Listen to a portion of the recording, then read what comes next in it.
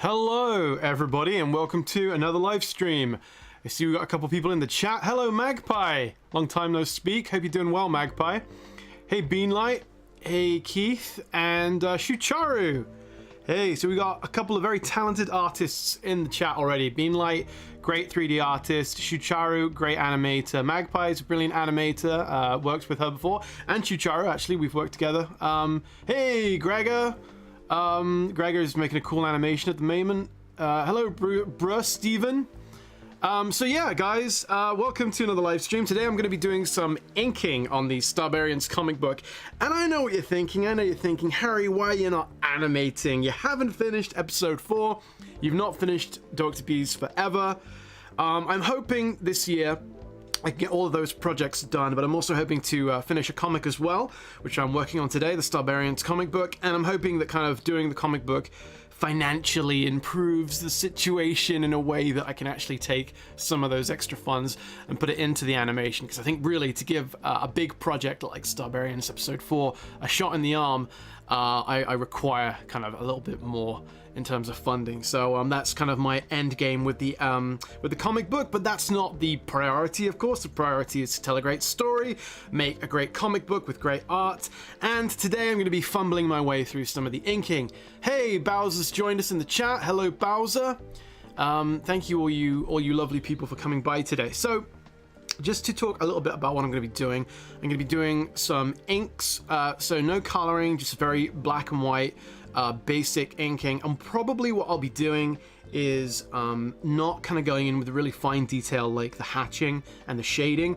I kind of like to do that first. Sorry, no, the opposite of first. Last. I like to do it last. So probably what I'll be doing today is going and just kind of drawing the basic outlines of the characters. So this is a scene, this is kind of the precursor to the scene, which is the Starbarians come out of their ship. They land on a planet called Skalash, which looks kind of like the planet from episode 3, but it's not, even though it looks exactly the same. All the aliens look the same. That's just me being a bad artist more than it is supposed to be the same location. Hello, Red Frost in the chat. Hey, Axma. Hello, Tyrannium. Hello, Ashos, Lord Raiden. Thank you all for being here. So today, yeah, working on some inking, and this is just to kind of give you some context for the scene that we're going to be inking. The Starbarians land, and they flatten one of the aliens, and basically they have a kind of a bit of an understanding here, because Kilgar has about 6 of them stuck to his back. They've already encountered this race on another planet, and there's a reason why Kilgar has about 6 dead ones stuck to his back, so that causes a big uproar. And then on the next page here, Hogstrong does his best to kind of cover for Kilgar and explain that it's really not what it looks like. And one of the ladies in the crowd with her young child notices, or recognizes rather, one of the people stuck to Kilgar's back, and comes to pull him down, but he is dead. And it's kind of a sad, somber scene. Not really a fun, feel-good moment. I showed it to Joyce, and she was like, "No, don't use that in any of the marketing for the comic. That's miserable." She wasn't digging it. But yeah, I think it's an important moment. It tells the story, you know, it moves it on. And then after that, a bit of an earthquake happens. So what we're going to be doing today is inking the following scene, which is, well, basically people start running away because of the earthquake and what that kind of signals for the planet. But I don't think I particularly want to work on this shot because it's kind of, it's not that it's boring. I just don't want to do it. It's too much. It's too many little figures. It's too much work maybe. So I might skip ahead to the next page. But before I do that, I'll say hello to Mr. Matamation and Some Tiny Critter, and the proto of Snugem. I still don't know how I'm saying that name. Bowser the Bun says Kilgar's face in the last panel. In the last panel, you mean? This one? Yeah, he's still... Kilgar doesn't really understand the social ramifications of having 6 dead people stuck to your back, so he's not particularly apologetic about the whole experience, but he's trying to peel him off on this. But I needed a reason, because he's such an asshole. I always needed, like, a thing for him to be doing. I found where in this scene, you know, I couldn't have him look scared because of the earthquake, because he wouldn't reasonably be scared of an earthquake. So I thought I'll just have him like pulling dead guys off his back. And then in this scene here, He's just sort of lifting them, almost like a show of strength or something, rather than carrying them, you know, carefully away to maybe a place of burial. You can barely see it. I mean, that's such a small. You zoom out. That's a 2-page spread. I'm working on 2 pages at a time, and you kind of get the impression of how small those figures are actually going to be on the page. But the moment I want to work on today is actually the top of the next page, and you can probably make out from that is Kilgar and Hogstrong going back to the home of some of these alien ladies, and Kilgar eating a big fish. And I'm looking forward to drawing that and drawing all the slobber and the goo fly everywhere. So we will probably work away on that. And like I said earlier, I'm not really going to be going in with the fine shading kind of details. I'm really going to be just laying down the lay of the land, putting the outlines in, and then from that I'll probably do the shading and the rendering off stream, because I tell you guys, I can't ink final inks on stream. I do so much back and forth.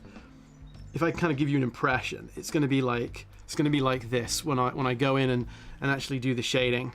It's sort of like, I don't know, like I'll probably have the outline of the hair, something like that, and then I go, let's try it from here. No. Let's try it from this angle. No. Let's try it like this. Oh, no. Let's hatch it like this across. No. And it's just that endlessly. So it's not fun to watch on stream. I think it might be more fun to just put in the lines, you know, the actual outline of the characters. So I will get to that in just a moment. Let's leave it on something silly and funny, like the corpse here, while I look to see if there are any messages. I've got to make sure that everything's linked up correctly. I have a the super chats have been turned off temporarily, and I put the Streamlabs tip link in the description, but you know, no pressure on anybody. But if you want to send a super chat today, you can't do that. You do have to use the tipping link, just so you know. Hello to Timu. Hello, Timu.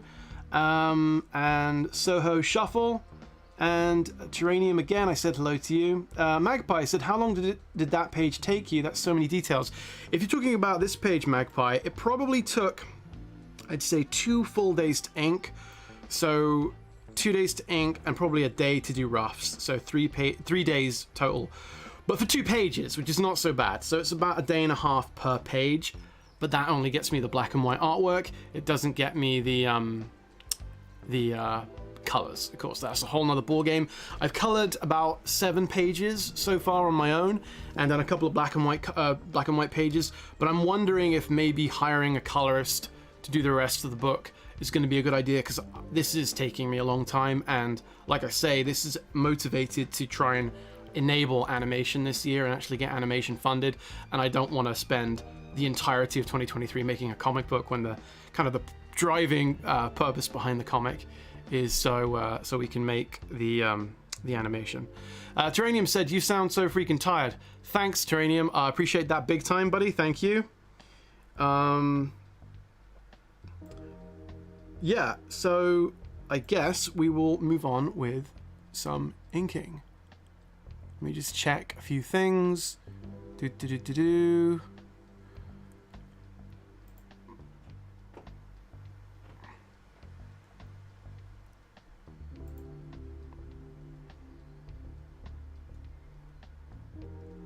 Alrighty.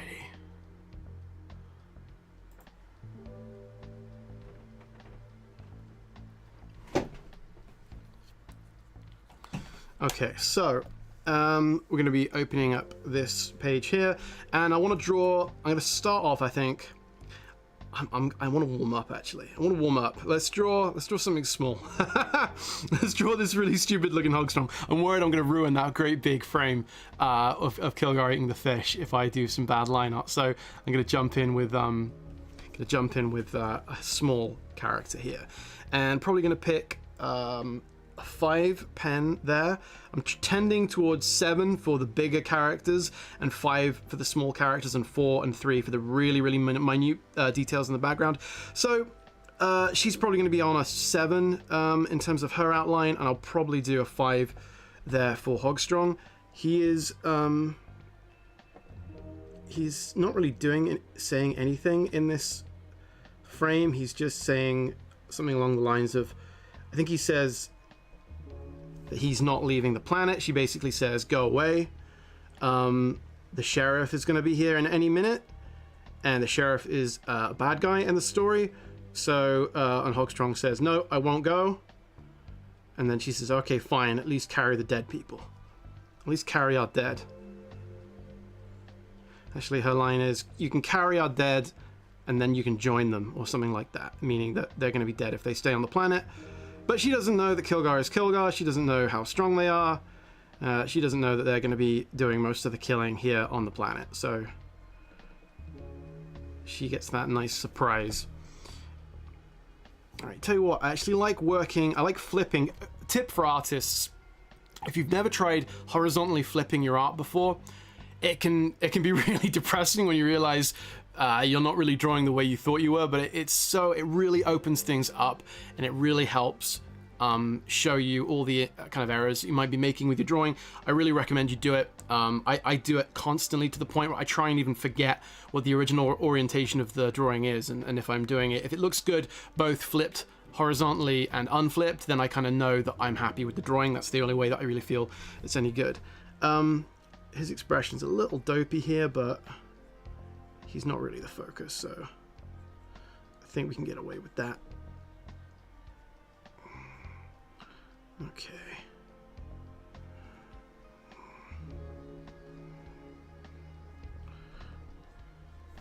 Okay, hello, Cibola Hat. Cibola Hat says, hope your Easter weekend was swell. It was alright, buddy, thank you. I didn't really celebrate. I had plenty of chocolate, but that's not, you know, that's not the important part if you celebrate Easter, or it might be. Hello, Robo. Robo says, is this a continuation for the animated series? This is a separate project, really. I mean, yes, it's in continuity with anything that I've animated before, but I'm really hoping that if I can put out, finish a good-sized comic book this year that people would want to buy, it will fund, you know, another episode or two of the series. That's really the plan there. So this will be given away to Patreon supporters. They won't obviously have to pay extra for it, but for people who are not donating on Patreon, it will be physically like sold. We'll do prints and sell them. So yeah, that is the plan with this comic, and it's kind of it's a totally separate standalone story, just so that it's not dependent on anything being animated. It sort of lives by itself, really. All right.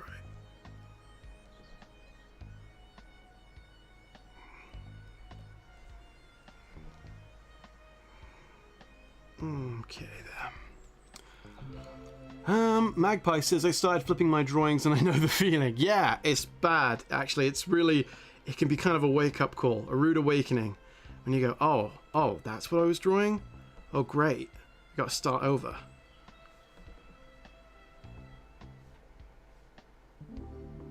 Hello, excuse me. I am tired today. I'm sorry, Terranium was right. Hello, Bad Cow Bunch. Hope you're doing well. Thank you for coming on by. Hardly Harry says, hey. Hey, Hardly Harry.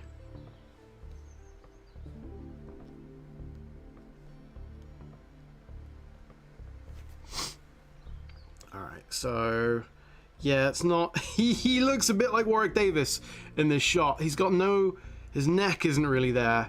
I don't like those eyes either. They're kind of a bit screwy.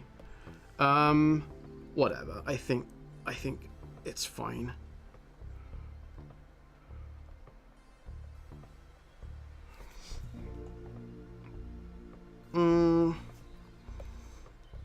Don't like that wrinkle there in the armor. Okay. Alright, so just put that there. And then once I've got this little figure drawn, I think I'll have warmed up sufficiently to tackle the big image on the opposite page. Magpie says, just a suggestion, but I tried doing enamel pins recently and it's working out great. I'm sure people would love pins for your characters. Well, thank you. Yeah, I never really thought about that before. How do you get them made, Magpie? Do you ship them yourself, or are they fulfilled by like a fulfillment company. I'm sure there's a few people in the chat actually that would like to hear. So if you don't mind, you can drop any more info.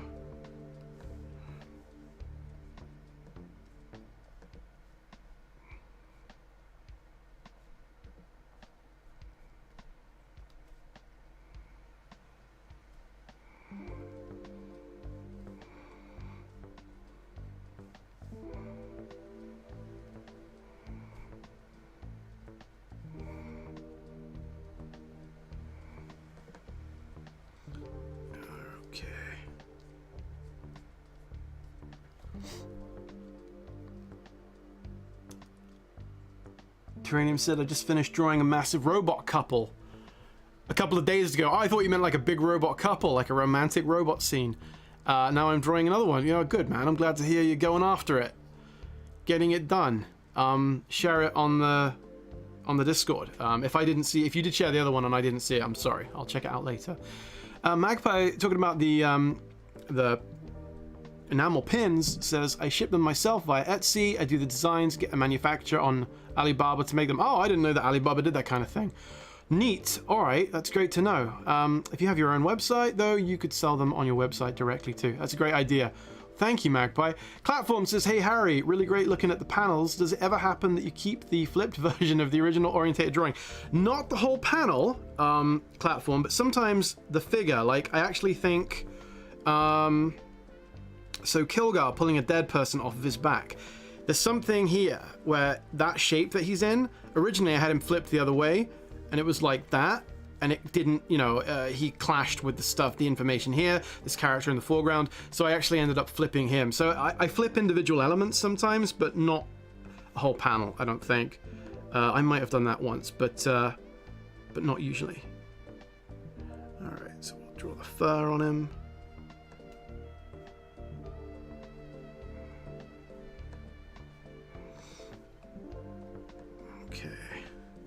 Yeah, it's like that kind of thing. Rotating the panels, that's fun to do too, or rotating the whole page. Yeah, that's the sort of stuff that the kind of feathering there of the shine on the chrome. It's the kind of stuff that I really have to play with a lot. So it's a little bit, I feel like it's a little bit dangerous asking for trouble trying to do that on stream, because I'm going to end up probably going back and correcting it later on anyway.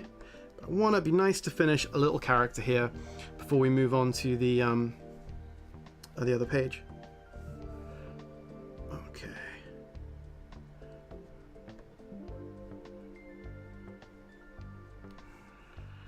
Alrighty, so other arm back here. Don't want to kind of render it too heavily because it's sort of in the background a little bit more. And what, I don't know what his hand is doing there. He's just got it splayed. It's a weird pose he's in, honestly. He looks all sort of hunched. Okie doke.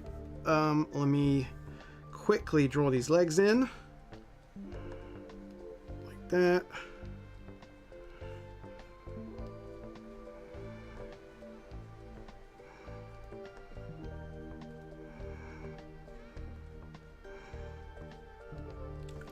Let's see if there's anything in the chat. Terranium says... Oh, so you're talking to Harry Ashfield. Hey, Harry Ashfield. Out of curiosity, why is it referred to as inking? I guess a throwback to pen and ink comics. Yeah, I mean it is. Although I am definitely creating the finished line, which would be kind of analogous to inks in that this is the this is like the final tied down line that I would go and kind of do the colors underneath. So yeah, it's just sort of mimicking the process of how you would do a comic, you know, 20, 30 years ago, or even today if you're going to be using analog pen and ink. You do the pencils and then you go over the pencils with ink, and then it goes on to be colored after that. So I feel like only really when you've got the inks could you do the colors, because you then have the exact dimensions of everything and know exactly where the colors are going to go. Because certain things, I mean, he's quite tight, that character, you know, he's pretty tied down, but some of the details back here in this scene, they're all over the place. I'm gonna have to figure that out while inking. Like this this door, those are supposed to be like fishing rods or something standing by the door, but there's no there's no information there to really color, so I'll have to finish that off before I color. Don't like that line there.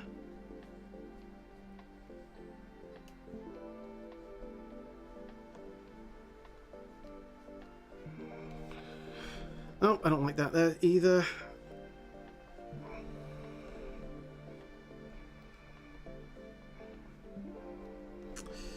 Oh boy.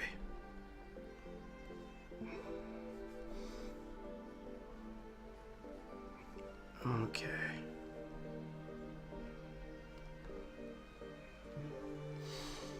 Hey, Rogden Carboonisu. I don't know how I say your name, Rogden. Welcome aboard. Hello, Hal 9000 Eyes. And Jesse Labrie. Hey, Jesse. Oh, and Classic Cartoon Fan Media. And Elizabeth Rice. Hey, there's a bunch of people here that I don't recognize, but thank you for coming by. Elizabeth says, I'm watching you at work. You mean, I mean, you're working, or you're watching me doing my work? Because I am working, you're correct, but I take it you mean you're at work and being naughty. You should probably get back to work, Elizabeth, although we're very happy to have you here. This Matamation says, I'm at work and listening at the same time. I may drop in and out. That's quite alright, Mr. Matamation. Thank you for being here. Ragatorus says, I love listening to Harry breathe. Yeah, unfortunately, you're going to get a lot of that because it's going to be right down the microphone barrel. Just me going, thank you. Soho Shuffle says, I love how you do metal shading like that. Oh, thank you, dude. I feel like I could be better at it, but you know, it is what it is. I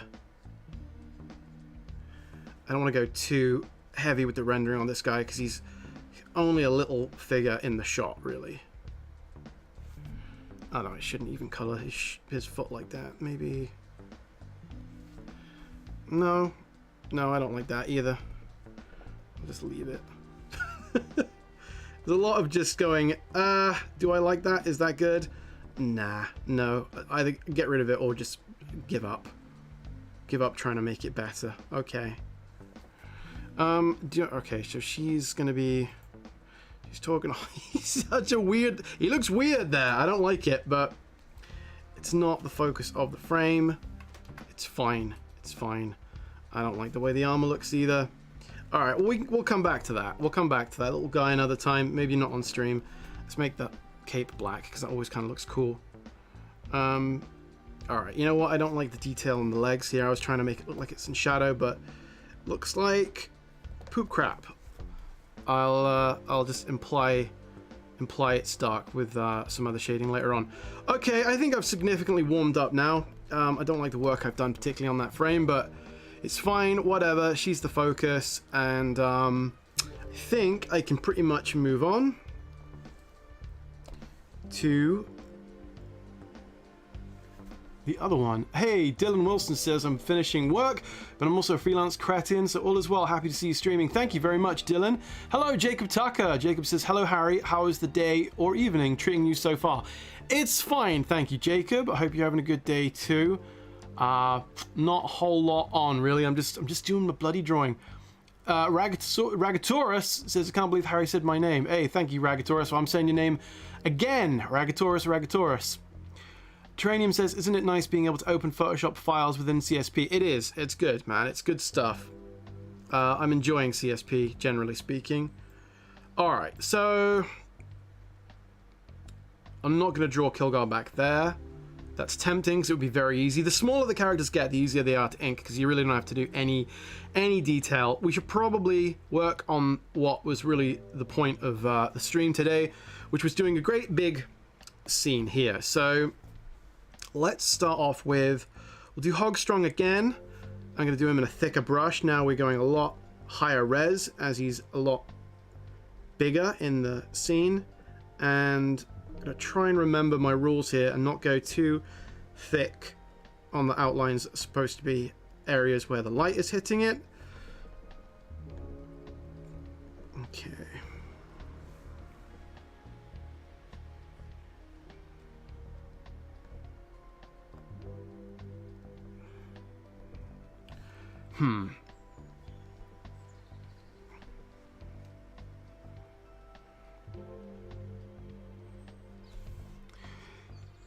Malik Rivers. Hey, Elizabeth Rice says, what do you draw on? I'm drawing on a Wacom 22 HD tablet, which I've had for about, oh man, probably about 5 years now. It's sickening to me that 2017 is 6 years ago. I think it was 2017 or 2018 I got it.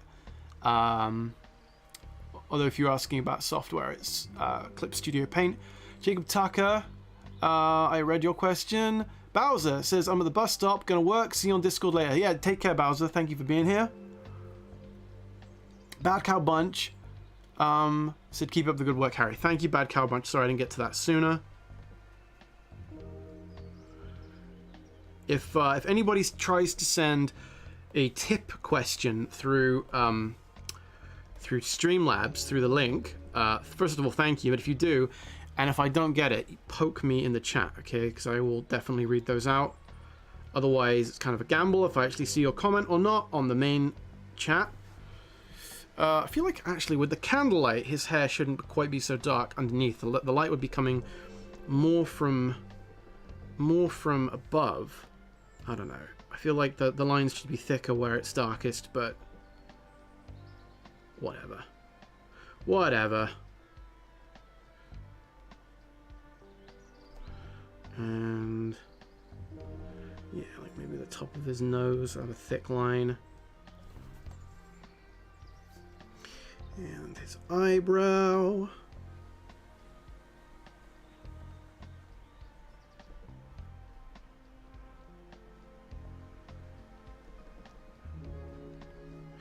And a little hint of a fat cheek.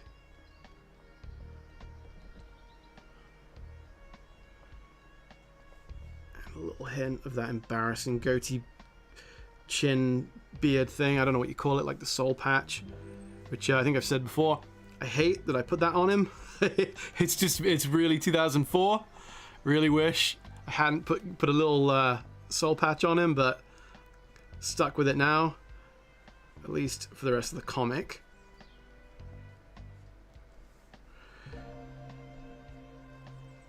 Okay.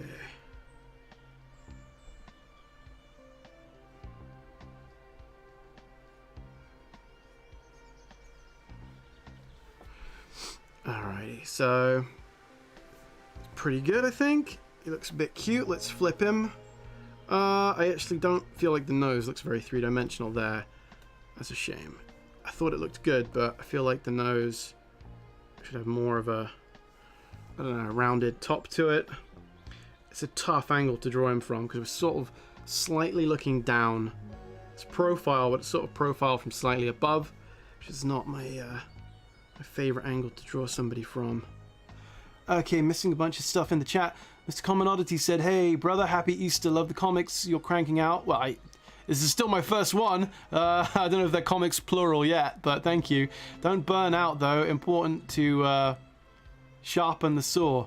Thank you. Thank you very much, Mr. Common Oddity. Elizabeth says, whatever is the best artist's motto. Yeah, I don't know about that. Just do it. Just get up and do it. I think Nike might have beat me to it on that one, but yeah, just get it done. F 2005 says, Harry, what did you do for Easter? I watched more. I don't know why. I watched Mortal Kombat Annihilation. Joyce and I couldn't really think of a movie to watch, so we watched Mortal Kombat Annihilation. And I mean, I like that film. Don't get me wrong. It's silly fun, and I'm not averse to just silly, goofy movies, but it's not a very good movie. So I watched that, and wait, hang on. That was Monday. What did I do on Sunday? Fuck, I don't remember.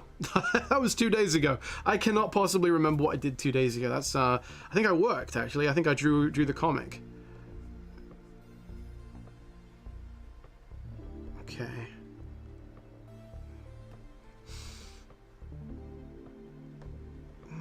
Okay. Oh, it's the big smooth lines that are the killers. They're the hardest to get. Alright. That's good enough for his shoulder.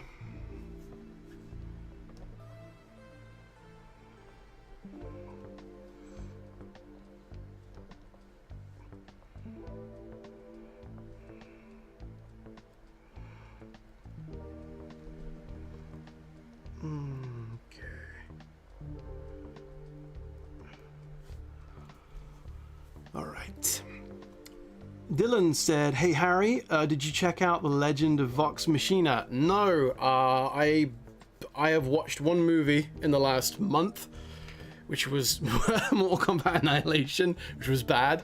I have not seen any TV or movies for like going on 6-7 weeks now. I don't have time to watch anything, generally speaking. So it looked cool though. The artwork looked cool, I thought.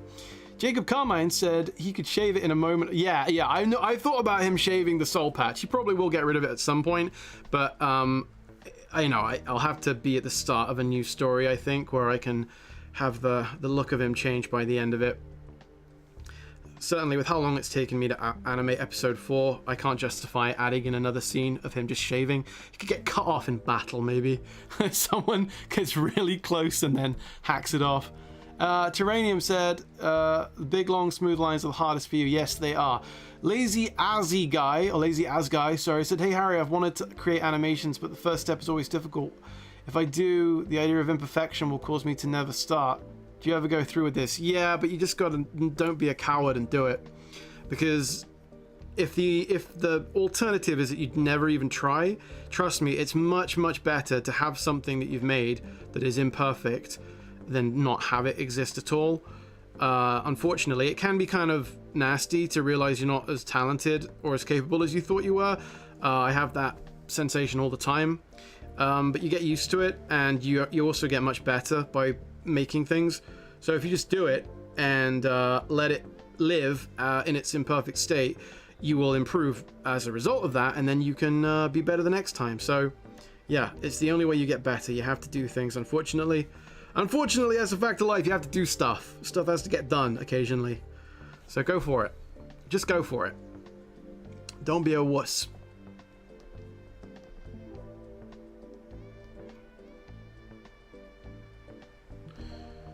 Okay.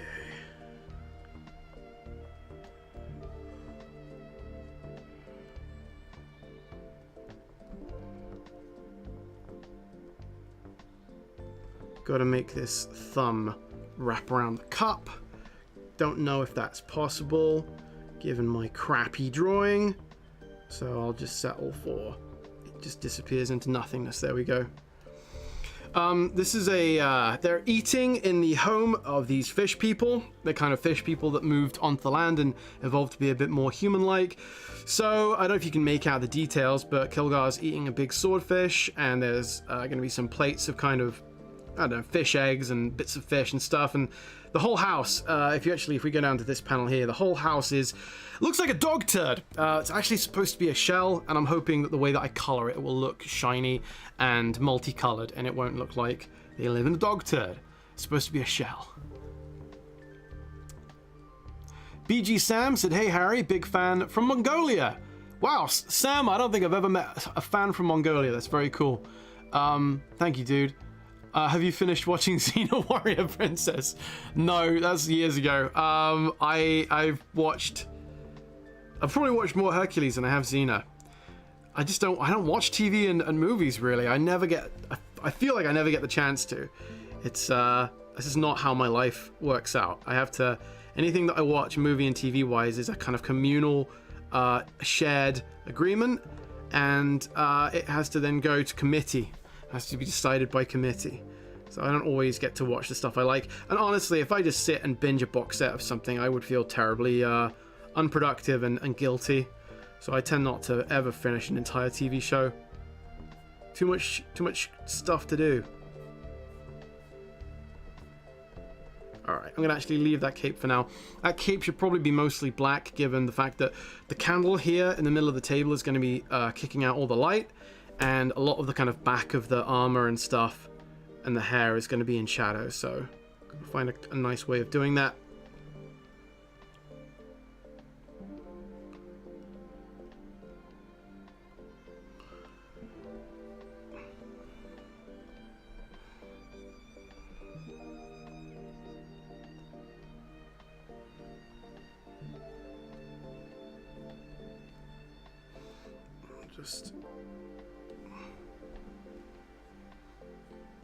I figure he's drinking like a soup or something rather than a beer,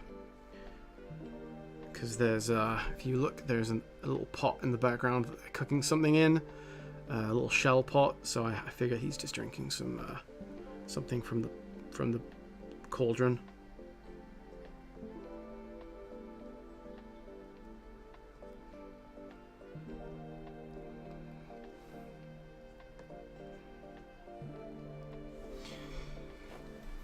Gregor Scott has returned. I feel like it's time to switch back to the pet shop. The speakeasy has to close. All of the tables have to flip over, and we have to hide all the alcohol. Mr. Common Oddity said, "Have you ever watched Rock and Rule?" Yes, that's one thing. I was going to say it's probably time we create some kind of game, because the chances are, if you've asked me if I've watched something, I haven't. I've watched very little. I don't have time. I basically stopped watching new things in around 2010. Right up until then, I was pretty much consuming a lot of media, but not since then. But I have seen Rock and Rule. I like Rock and Rule a lot, Mr. Common Oddity. It's very cool. And some people have asked if Mock was an inspiration for Kilgar. I think it was kind of more, I don't know, he looks more like Mother Brain to me, Kilgar.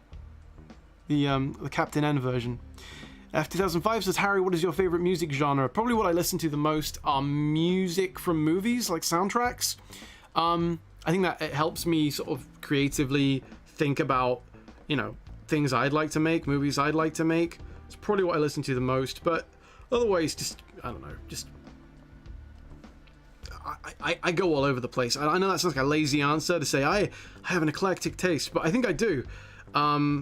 Pop, rock, classical, sometimes jazz, sometimes musical stuff. I don't really hardcore follow any particular band, so I can't say that I'm super into any one particular band.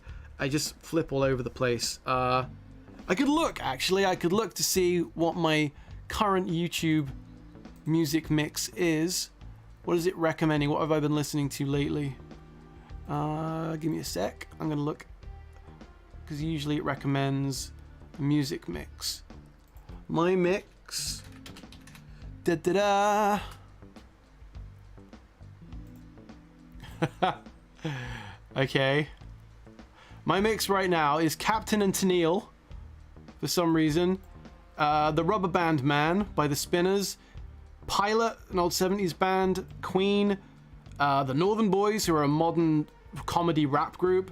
The soundtrack to The Mandalorian. Jethro Tull. AC/DC. Frankie Valli. Scritti Politti, who are like an 80s synth pop band.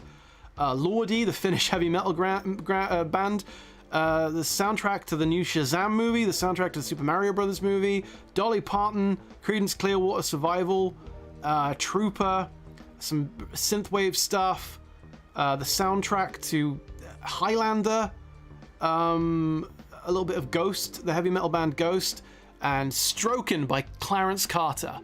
So yeah, just like 70s funky stuff, heavy metal and movie soundtracks.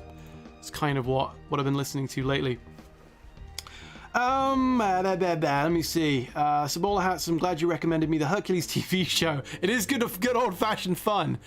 Man, it's wild fucking following Kevin Sorbo on Twitter. That guy, always with the hot takes.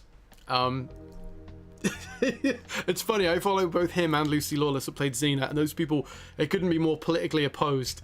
They have kind of gone at it inadvertently at each other occasionally. It's funny to look at. I wish they would make up. It's like seeing mum and dad argue. It's not good. Alright, let me finish off this. Put the black in there on that glove. Yeah, the Mario movie soundtrack is fucking grand. I have not actually seen the movie yet, but I am looking forward to it. That is a movie I'm going to take some time out to see. Lazy As Guy says, do you base your art style on anything? No, it's a mishmash, hodgepodge of things that I like and things that I just can't help but draw like. I like old anime, but I don't really draw like anime. It's sort of a mix of a bit of anime, a bit of Family Guy, a bit of Marvel Comics, a bit of old English comics like the Beano and stuff. It's just that. It's a hodgepodge stew of all the different goofy stuff that I like. 90s cartoons, 80s cartoons, 60s comic books, 80s comic books, anime, album covers, Ralph Bakshi, Disney, All through a filter of not being anywhere near as good as any of that stuff. All through a crap filter. I made it worse. I took all that good stuff and made it worse.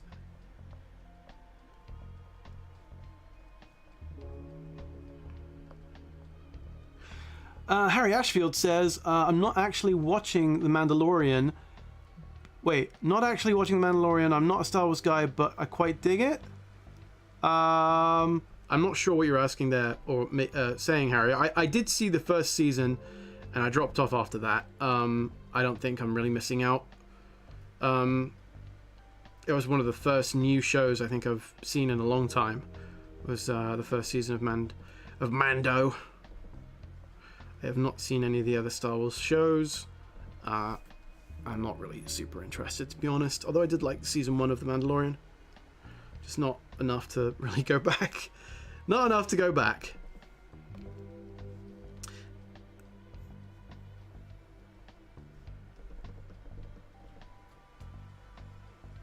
Alright, so I got a bit of a candle going there. I thought about clever things, about, you know, things they could have. Oh, they have a glowworm in a little glass jar. Do they have... there's actually a rock on the planet that glows that is part of the story, but I thought maybe they could be using that as like lanterns, but then the whole point of the story is that they don't know they have it, so they wouldn't be using it already. You know, it wouldn't make sense. It would be a plot hole if they had all their candles and torches powered by the rock. So I got lazy and I just gave them a candle, okay? So sue me. Alright, so we got Hogstrong in there. I've not done any of the rendering. I'll do that all on at another time, because it's just... that's the stuff that really takes a lot out of me. If I show you again, if you've only just joined us, this is a finished 2 pages, obviously no colors, but inked. All that stuff, like the little lines, the little sort of shadows, the areas of black, all that stuff I have to kind of do on a separate layer. This is not the Clip Studio Paint original. This is just a PNG that I kind of exported, so I can't turn the layers off, unfortunately, and show you. I'd have to open up a new file, and I'm too lazy for that, but... You know, so I did the outline of Hogstrong there, but all those dark lines on top of him, I had to try different approaches to get the look I like, and I'm still not super hot on the way that looks. I was going to shade her and her husband very intricately, and I just got scared. That's honestly, it's the toughest thing for me to do, is the rendering. You can see on Kilgar there's like different approach. There's thick to thin lines, there's just thin lines, there's areas that go into solid black and then stop. And I just have to try lots of different things until I get it kind of the way I want it. So you see all the rendering there. I don't think I can do that on stream. I'm not confident enough to do that yet. But maybe, you know, maybe if I stream more often, I might work up the confidence. It's kind of a bit of a process. So let's have a vote. Would you guys like me to draw Kilgar eating the big fish, or would you like me to draw the lady here with the plates and the large boobs? Is it Kilgar or is it lady? You guys can vote for that, guys and girls. And everything in between, let me know. I'm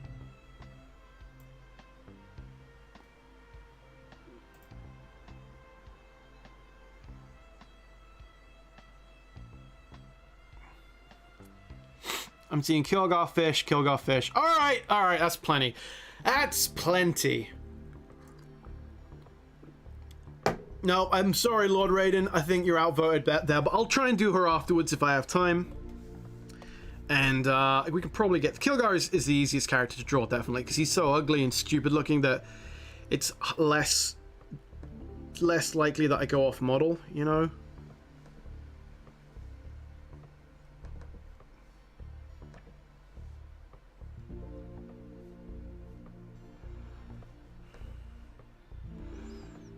Okay. And these big, stupid fish. I'd say these hands don't look very good though. I just kind of roughed them in very lightly, so we have to save these hands a bit.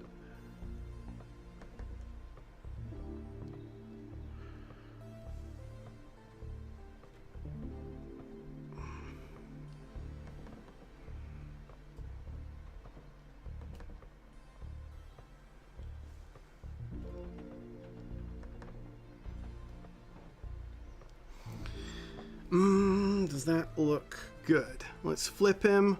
And I don't feel like that really... That doesn't clasp the... Doesn't get the 3D-ness of the fish. I feel like this is sort of like, rather than have the fingers wrap around like that, you kind of want them to wrap around and kind of fan out like that. You want this one to be going this way, so...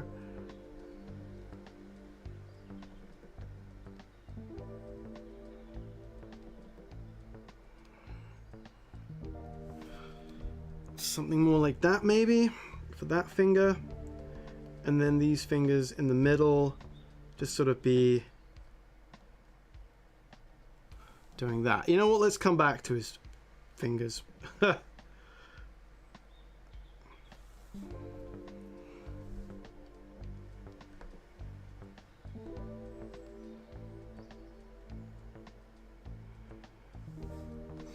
And I always forget the arm has like a little cut in the elbow, so I want to kind of make sure I get that in there.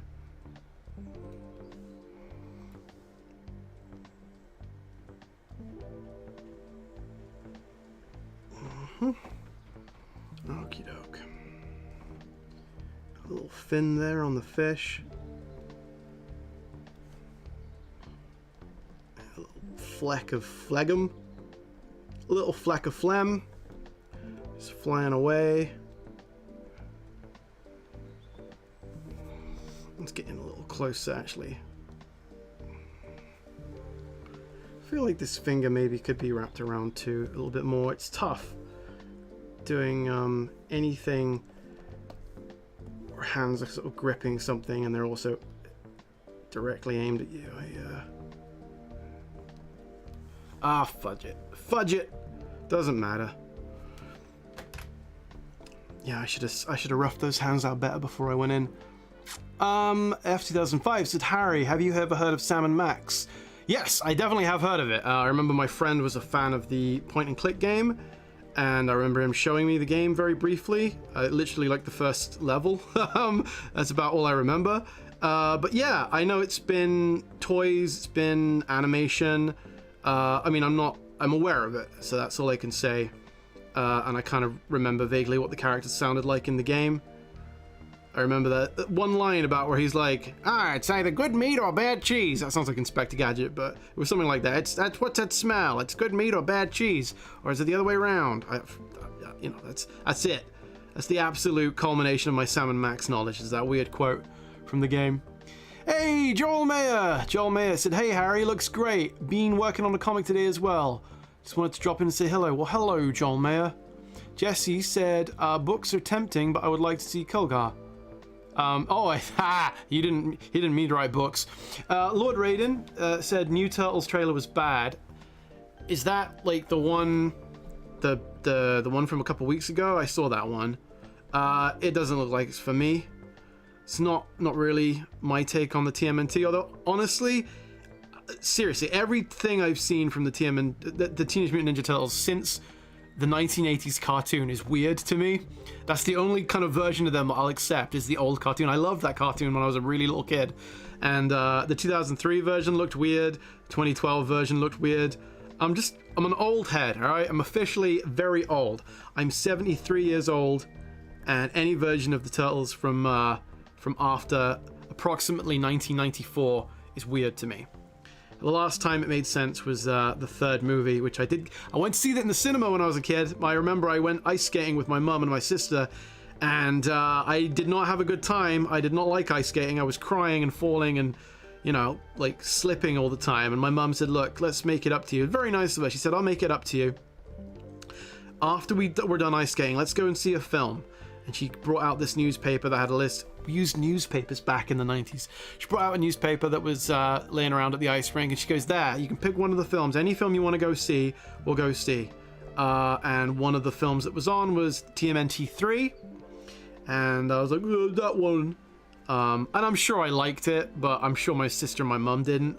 So I definitely got revenge on my sister, making her have to watch the third Turtles film for the indignity that I had to suffer through going fucking ice skating.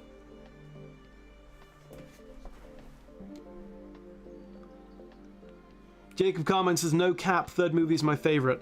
I've probably seen it about 10 years ago. I did watch a Turtles film recently. Damn, what was it? I don't know. Maybe I did watch it more recently. I watched one of them recently, but not the first one. Maybe the second one with the ninja rap in it. Hey, Samarama. Hello, and hello, Spollywood.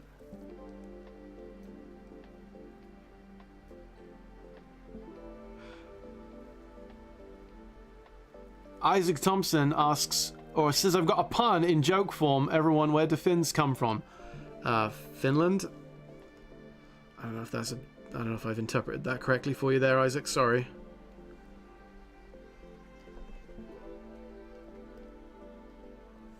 Alright, so let's...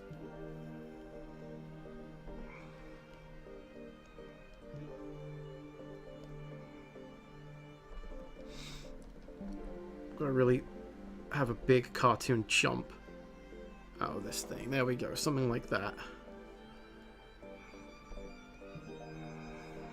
It's tough. I wanted his mouth to be totally full, but at the same time I wanted there to be a big bite out of it. So he sort of ripped through the skin, I guess, and now he's eating the actual flesh inside.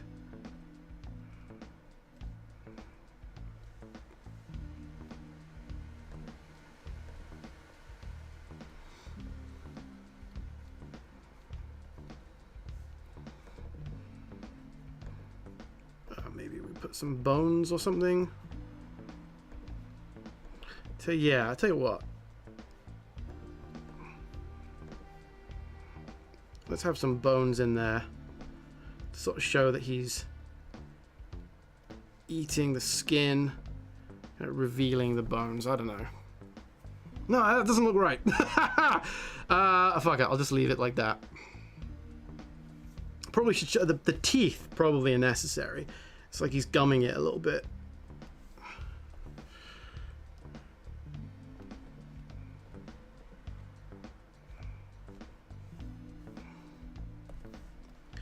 Probably shouldn't be going behind his gums there.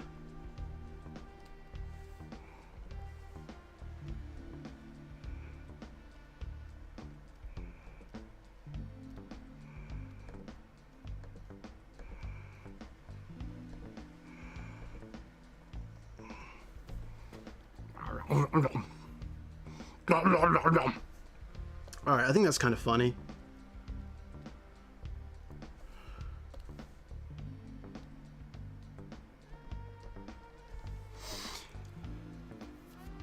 BJ Chester said, would you lose your sanity if you had to animate without in-betweens and colorists? I mean, no, I've done that basically my whole life.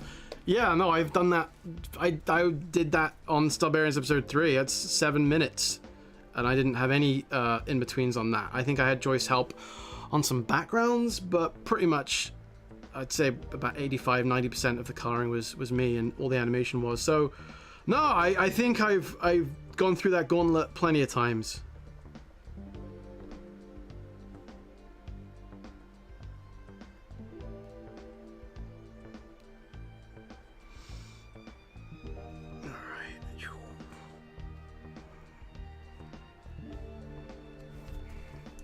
Alright, we'll flip him again.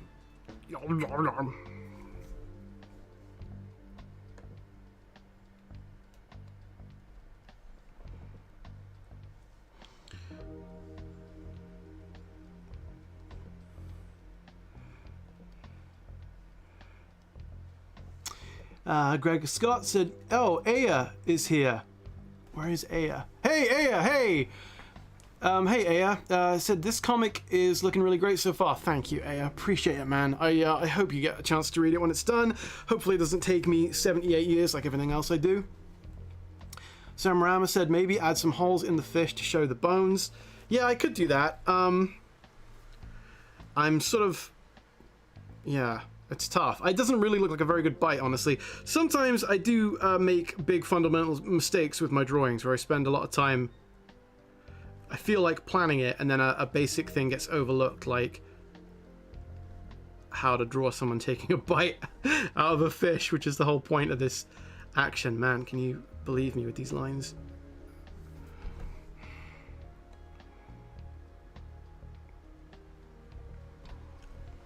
Alright. Alright, let's just work on other bits of him for a little while. Move that spike over. I think it's a bit more, get a bit more centered.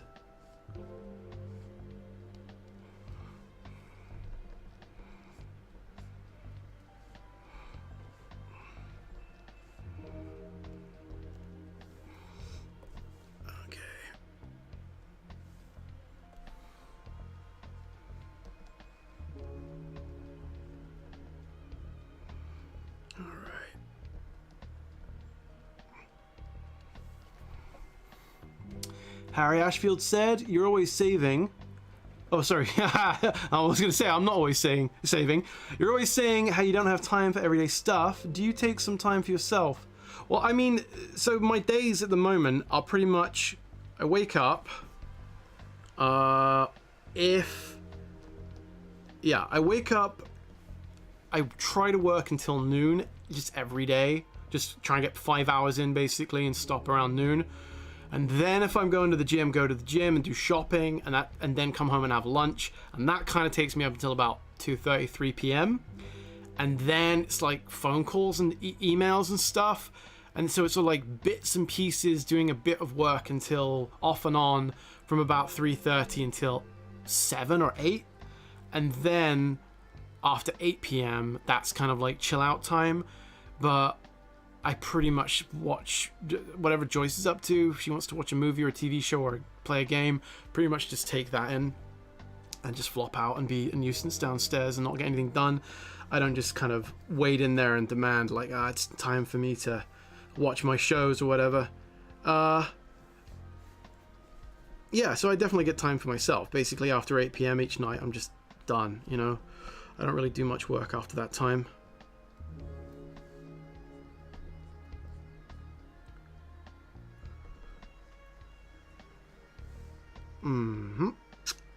Okay, his hair.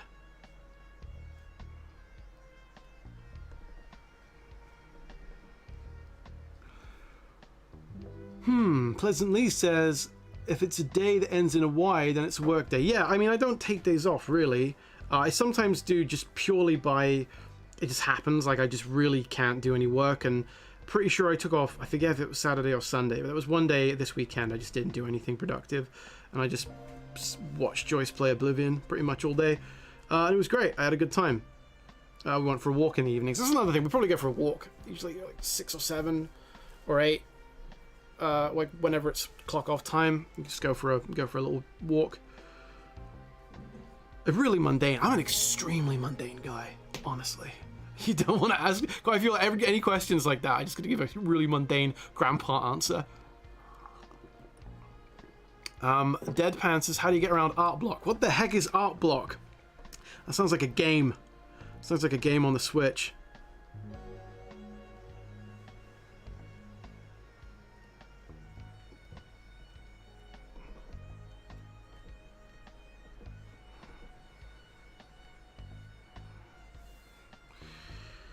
Okay, so this would be his little metal headpiece thing, just the other side of that. His head is giant. So his head is a little oversized in this shot, but I kind of feel it's funny.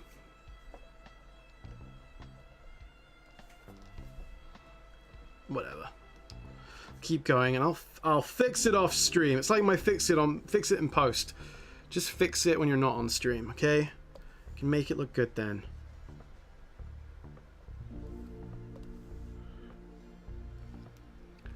Do you enjoy exploring the woods or more grassy fields and parks? In terms of exploration, there's not a whole lot left for me to explore in my town, but I do like going for walks around nature. Joyce especially does, so we try and do that as much as possible. We're actually going away. We're going on a kind of a getaway at the beginning of May. I don't want to dox myself, so I won't say where exactly, but we're going to be around nature and old-fashioned buildings, going to a very, very old building, and staying at an Airbnb nearby at the beginning of May. And I made it at the beginning of May, so I can hopefully reach a big milestone on this comic by then. I would like to have the pre-order campaign live by that point.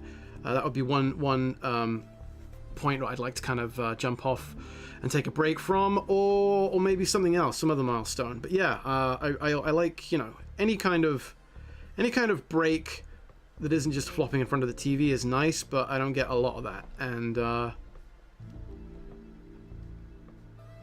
don't drive. That's part of the problem. I can't just grab and, you know, I don't want to always pay for travel. I like sort of traveling alone, and it's hard to do that if you don't drive. So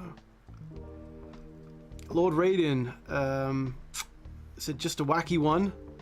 I don't know what you're talking about. The head? Maybe the weird face? Isaac Thompson said, how different is animating for you now compared to when you were starting on YouTube? I mean, how different is it? It's not really. It's the same kind of process. It's one frame after the other, really. Yeah, I wouldn't really say it's... I mean, yes, YouTube is different, but animating is still animating. There are programs out there that sort of make it easier than it used to be. I think Toon Boom is pretty good, and I'm hoping that there are kind of AI leaps and bounds in the next couple of years where things like coloring and maybe animated in-betweens, or sorry, automated in-betweens could kind of make the job easier. I'm hoping that advances. I know AI is a big hot button issue for a lot of people. I'm not talking about using other people's art. I'm just talking about, you know, feeding in 20 of my drawings of Kilgar and it realizing that it can create some in-betweens of Kilgar. You know, basically that.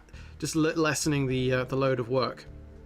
I'm sure that kind of thing is coming, so I'm sure animation is going to change. It's going to keep changing, but for me, it hasn't really changed a whole lot.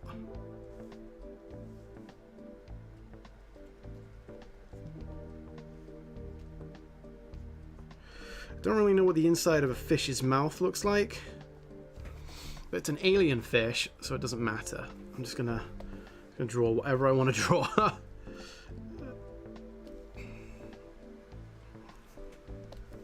Just gonna weirdly give him a little tongue.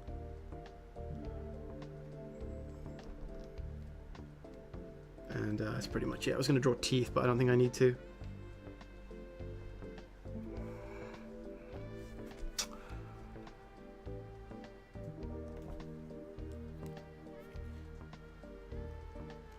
Yeah, Beanlight, you're right, and Gregor, actually, I was talking to Gregor recently about it. There is an AI coloring program, or I don't know if it uses AI in any real way, but it certainly is a program that's supposed to color multiple frames of your animation based on an input frame. And I did download it, Cadmium it's called. I downloaded it, and I spent about 8 seconds with it, and couldn't immediately figure it out, so I got angry and stopped trying. That old chestnut of... if it doesn't immediately become apparent, I start throwing things and beating myself around the head and crying. No, I just went, you know what, I'll figure it out another time maybe. I'm not working on animation right now. I'm mostly doing this comic book, so it's like the need to maybe if I was manually coloring a load of animation frames, I would jump back on that, but not right now.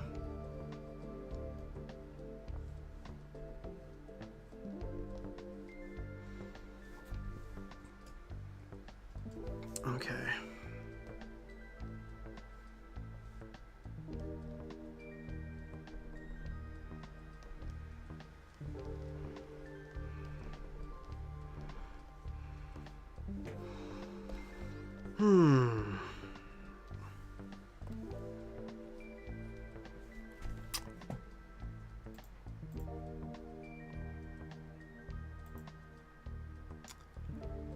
Davy88 said, is that alien fish being eaten alive? I don't think so, but maybe they spit roasted him outside or something. He doesn't look particularly well cooked, but I just thought it was funny that he kind of looks raw. Maybe they were gonna cook him and Kilgar just said, don't bother, I'll eat him raw.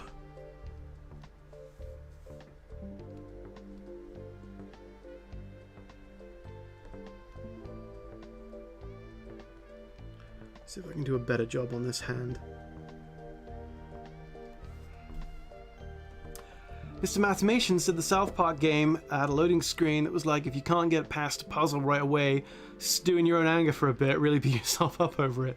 Yeah, that's what I do. I'm terrible at puzzle games. I don't like any kind of game that makes me try. 'Cause I feel like I've paid for the game. It should just play itself for me. I should just get to watch a commentary-less Let's Play. I mean, I don't I don't play video games particularly. I don't have the time. I played about half an hour of an Indiana Jones game the other day, and Joyce came downstairs. She's like, "Oh, you're playing a game. It's nice to see you relaxing." And I gave up after basically getting to a boss because I thought that's gonna have to be effort. I'm not gonna do that anymore. But yeah, certainly a puzzle game. Don't give me a puzzle. I want a power fantasy. Just let me kill things. Puzzles are a complete waste of my time. Don't make me think.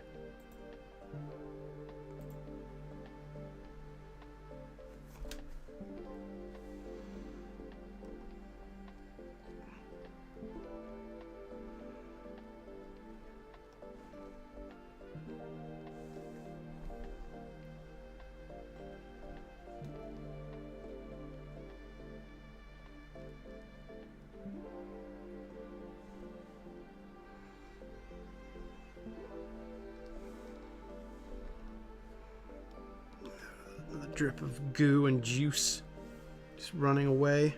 I'm not really considering it to be bloody. I'm just thinking all the juices are kind of running away from the fish. I think I did a better job on that hand.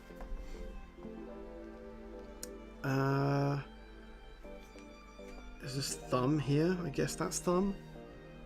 I don't know. No, the thumb would be like around there gripping it. So what? Okay, what? I'm looking at him going, all right, what bit's what? That's shoulder. This is shoulder pad up there. Like that, maybe? This is where it's really hard to work with colorists sometimes, because I can't even figure out what I've fucking drawn. Is that shoulder up there, and that's his spike on the shoulder? I originally thought that was part of the fish. Okay, so that's shoulder, right? And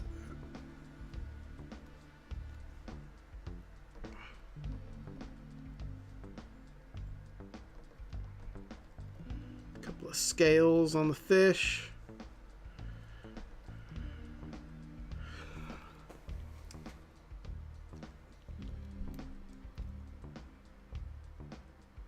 Gregor Scott said you love the Mario movie. I'm not sure if you're talking to me, Gregor, but I am going to watch the Mario movie. That is something I'm going to make time for. I feel like that's culturally relevant enough and interests me enough that I want to make time for it. I don't know if I've ever seen an Illumination movie. I've not seen any of the Minions movies, any of the I was going to say Stand By Me. Fuck, Despicable Me. That's the one I'm talking. I know there's a link to Minions. Despicable Me, not seen. I've not seen How to Train Your Dragon. I think they did that one, right? Never seen any, but I am going to watch the Mario film. And I am looking forward to it too. From what I hear, it's a kind of a kiddie movie. It's not really an adult designed film. But that's okay. I'm alright with that. I'm sure it might be an interesting experience at the cinema if the kid's going crazy watching it, but in some ways that can kind of be funny. I quite like seeing a film with an audience and having the audience react around me. I feel like it gives you almost more of a kind of context for what you're watching, of how other people receive it. It pisses me off actually on going and looking at sort of anything from a modern animated show or even an old animated show on YouTube and the comments are turned off because it's, you know, the kids' YouTube doesn't have comments anymore. But sometimes it's a show from the 80s and they've turned the comments off. And I think nobody that is interested in this show is going to be younger than 29. You know, so surely the comments are okay. So yeah, I like to see the discourse around particularly movies and entertainment and how they're received. It's a big interest of mine, and I wish they would allow some comments on stuff that is, you know, was at least originally designed for kids, because a lot of the time now those people are adults, or regardless, I want to see what other adults think about a modern animated show on YouTube. So yeah, I know they're not going to fix that, so I'm just yelling at a cloud, but what a shame.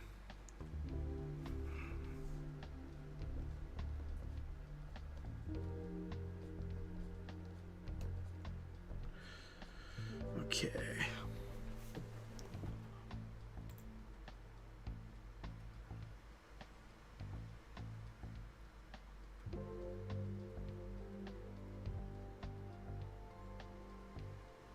Oh, okay, yeah. In the sorry, I'm just closing my window, guys. Yeah, I see what you mean, Gregor. It's like watching somebody play a game. Yeah, I've heard that. I've heard that. I probably still will like the movie, though. I have a feeling. I have a special feeling. Isaac Thompson says, to properly show my appreciation, thank you for streaming. I love you watching your work. Okay, thank you, Isaac. Thank you.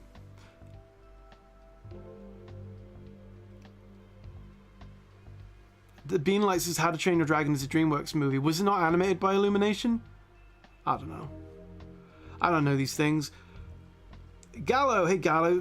Gallo's the same with these auto-generated music channels on YouTube. Almost always can't comment on them. Yeah, I don't know if I've encountered those, but I mean, I'm sure you're right. This shoulder pad is all shitty looking. Let's fix that.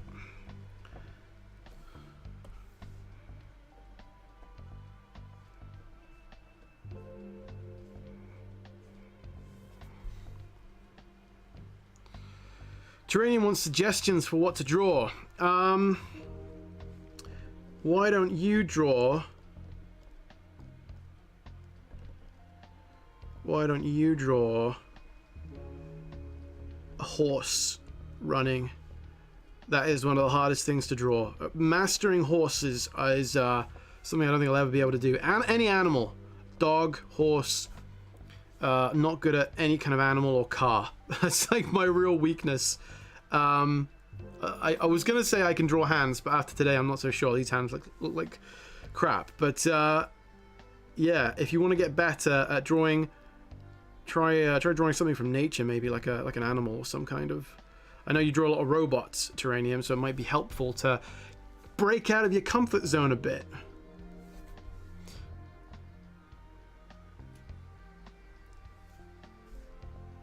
Okay, so, I mean, that's only the line work, really, for Kilgar, but I feel like that is okay for now.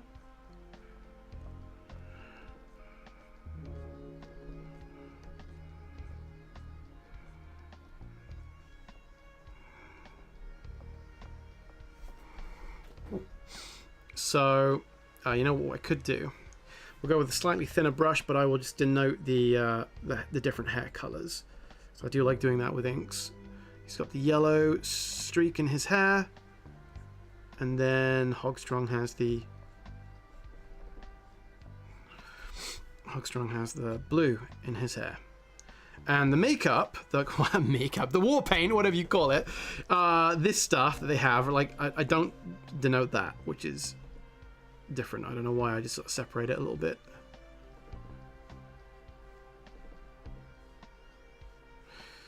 Okay. You know, actually, he's more in profile. And the streak... Yeah, we'll do that for the streak. Yeah, I like that. Okay, so that's pretty much... Oh, yeah, we'll just put in the other side of his cape here. I'll tell you what, I'll draw the edge of the table, because that's going to help. It's all like, it's an old wooden kind of worn oval shaped table, so it's got a funky shape to it. And the plates, they were originally going to be shells. They're eating out of shells, but it was too hard, I think, to make it look like what it was supposed to be. So they're just going to be wonky plates, basically. In fact, that could be even wonkier.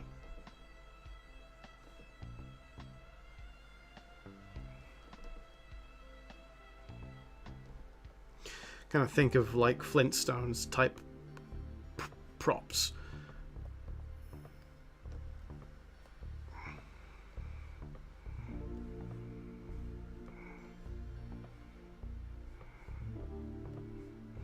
Yeah, almost like a part of, I don't know, part of an oyster shell or something. That would be kind of the Flintstones plate.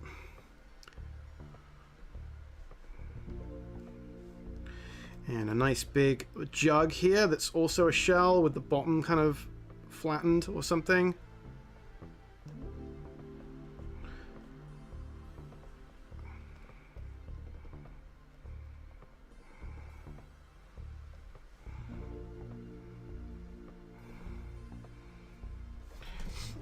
can finish that in just a second. Hey, Hyperwizard! Hyperwizard did some artwork recently. He bought actually a commission from me. Not a commission, an original, like a pen and ink drawing that I did of Bastille dressed as Dr. Bees, and he colored it on a live stream, and I caught a glimpse of it, and it looked very good. Good job on that. Hyperwizard says, hey, Harry, the comic pages you've been posting are looking fantastic. Looking forward to the campaign. Thank you, buddy. Hopefully it isn't too much longer, but I gotta chase some people up about that. Got some people dragging their feet. I gotta go after them. I gotta go after them with a big stick. Gallo said, nice profile pic, Gregor. I love that cartoon. Yes, Gregor's made plenty of cartoons, but Jim can't swim. He did a funny little short one last year. Was it last year or the year before? Time flies when you're trapped in waking hell. It's great, though. It's a great cartoon. Terranium says, it is a crime that Charles Martinet, how do you say that name? Charles Martinet, isn't doing the characters. Dude's been a professional voice actor since the 80s. Yeah, I know, but that's Hollywood. Hollywood just, they're not super respectful. I'm surprised they didn't have him, but from what I gather, they're planning to do a bunch of these movies and do like a big cinematic universe, so they wanted someone maybe a little bit younger who could stick around, but I don't know. You'd think they could just switch to, you know, if Charles Martinet was too old to do it, they'd have to recast Mario's voice for the games, so why not just go with whoever is doing him in the games? I don't know. It's a Hollywood decision.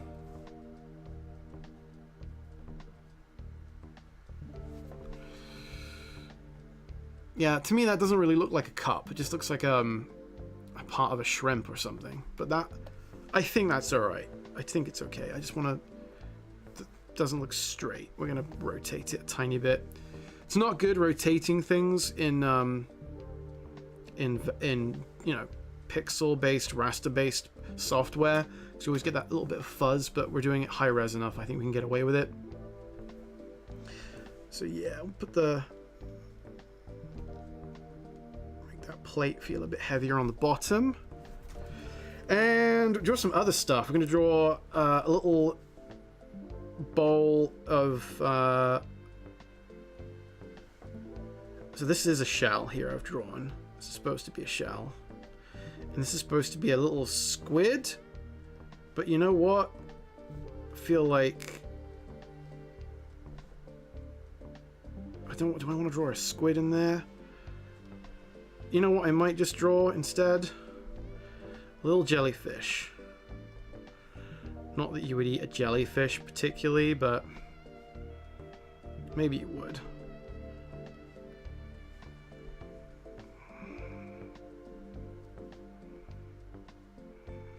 Kind of look like lettuce leaves or something, I don't know.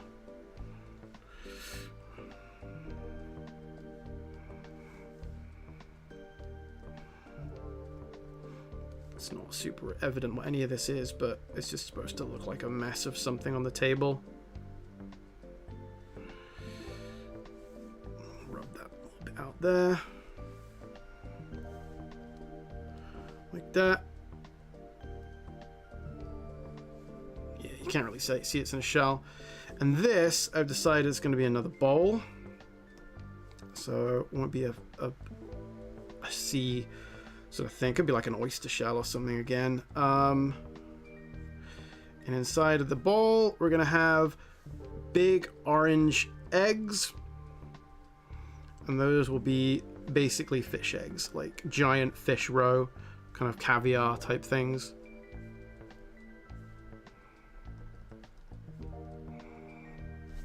Alright, I'll clean those up in a sec. Keith says, I'd suggest having some drops come splashing out of the cup. If you'd like to be clearly a vessel of liquid, that's a good idea! Although she is not pouring. If you're talking about the lady in the background here, she is... I guess the idea is that she's poured recently. But yes, that is a good idea. A little mess here.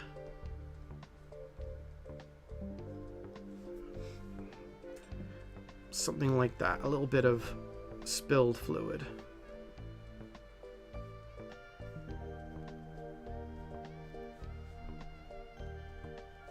Maybe something like that. Coloring will help too, I think, on some of this stuff.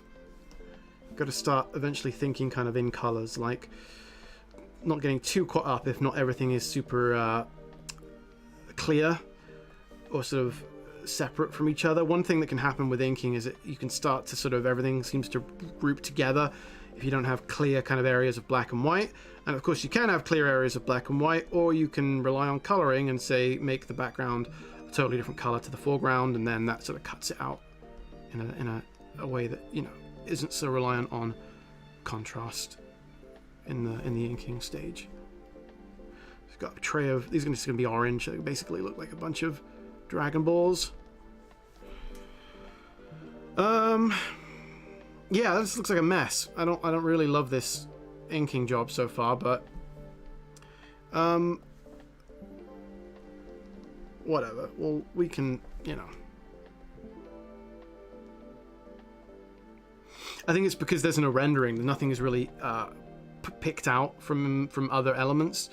And like I say, I want to render it, but I'm not going to do it on stream. I think I'm going to have too much of a hard time with it. Let's just put in the edge of the table here.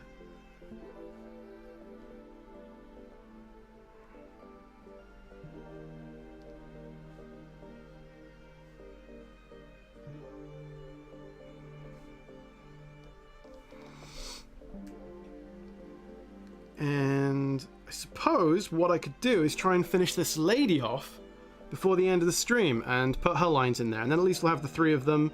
Hogstrong is probably not heavily, his lines are not heavy enough, I think, for him to be in the foreground, so I'm going to sort of strengthen him a little bit.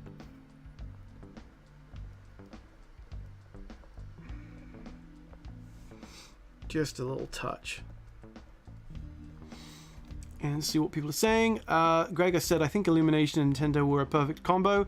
Two total opposite companies coming together and compromising to make a fun film. Yeah, I think that it's good that Nintendo are kind of holding on to their ownership of the characters and not letting they're not outsourcing it. They're letting somebody help and animate for them. And I'm sure they're collaborating a lot in terms of making choices together. But from the sound of it, Nintendo has a pretty tight grasp on what, you know, can and cannot happen with those characters. So, like, I heard of a story where I think it was Square Enix wanted to do a Mario RPG, and they created like a pitch image of Mario with a sword, and immediately Miyamoto said, nope, Mario doesn't use a sword. And it's that kind of, this is what he will do and this is what he won't do. He won't shoot someone, he won't kick someone while they're down, you know, he won't do certain things. I think it's good to have people who really get the characters, obviously better than anyone because they created them. And that's why I'm kind of curious. I think it is the dawn of a new age of rather than Hollywood making movies based on, you know, Hollywood being in control. It could be the first time that an actual IP owner has really gotten a big say in terms of gaming anyway. And I'm kind of curious to see what that looks like. So let's just put extend his head a little bit there at the back, just so the hair kind of flows into the little ringlet thing.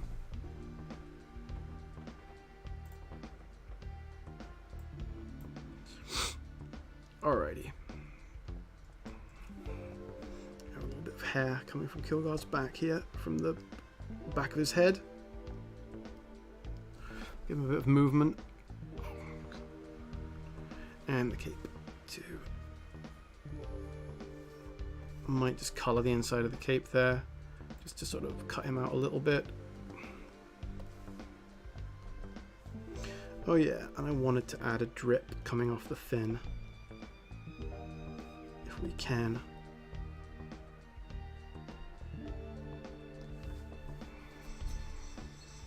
I actually don't like the scales. You know what? I'm going to ditch the scales for now. I feel like they kind of clutter it a little bit. I'll leave one on there that's kind of, because it just looks like the liquid pooling up. And I'll probably come in later and it'll have more of a kind of swordfishy dolphin finish, which is a bit smoother, I think. Alright, so I'm going to try this lady now and try and make her look the part. I want this bowl to be darker. No, I don't. Not yet. Let me see. Mr. Animation says, I've always liked the idea of an 80s style Akira Toriyama Zelda film.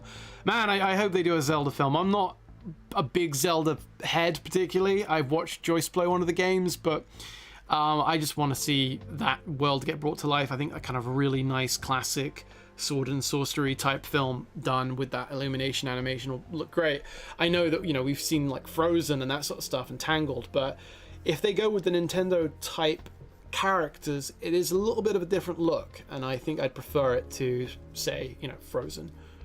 Harry Ashfield says, talking to Sven, you'd give anything for one more proper RPG style Paper Mario.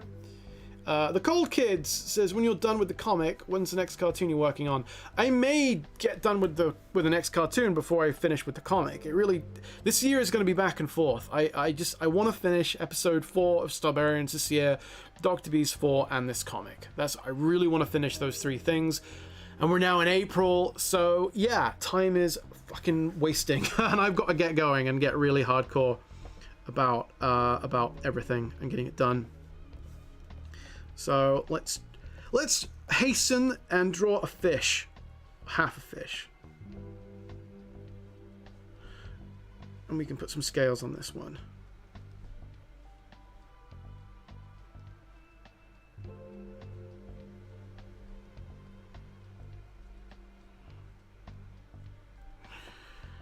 Okay, so put it on a plate.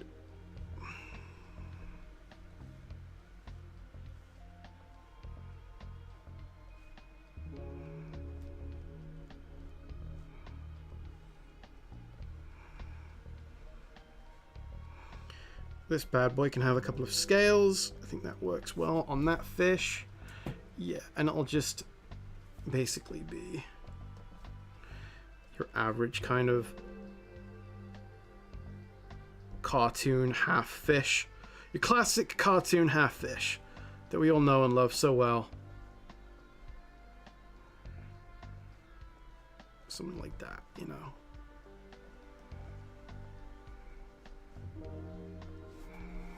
That kind of thing. Something I want to denote some sort of muscle or whatever in the fish. Okay. And now we gotta draw a sexy lady, man. Let's have a sip of water. Spollywood said Zelda movie TV show is inevitable. Yeah, I think you're right, Spolly. And Nintendo opened up their own mobile studio recently. Oh, they're gonna just directly make entertainment non-video game stuff? That's crazy. Hello, friendly monster. How you doing? Terranium says a Metroid horror film would be awesome. I mean, I wonder if it's all going to be in the same universe or not, because then they can do a Smash Brothers film. It'd be weird if they did an adult Metroid film and an adult Punch-Out movie or something, and then still crossed them all over in a Smash Brothers movie. I mean, that would make crazy money, but then the kids would be kind of left out if it wasn't crossing over with adult films. So I have a feeling they may keep it all sort of PG or under to enable a kind of a big Smash Brothers crossover movie. I'm not. This is not any insight, obviously, that I have. This is just I'm making the same assumptions that everyone else is probably making, which is that they're eventually gonna do a kind of crossover movie and call it Smash Brothers, because obviously that would make a lot of money.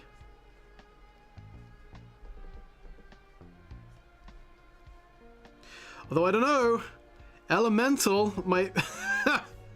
You guys, what do you think is going to make more money, Elemental or the Super Mario Brothers movie? I think Elemental's in with a shot, don't you? Can't wait to see fire meet water. It's just becoming a bad joke now. I feel like every modern Disney movie it's like Zootopia. It looks like Zootopia. It looks like Inside Out.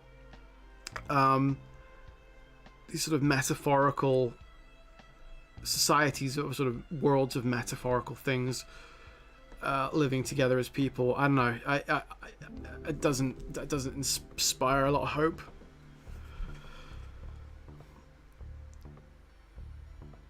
Alrighty, so let's color in this lady, this sophisticated lady.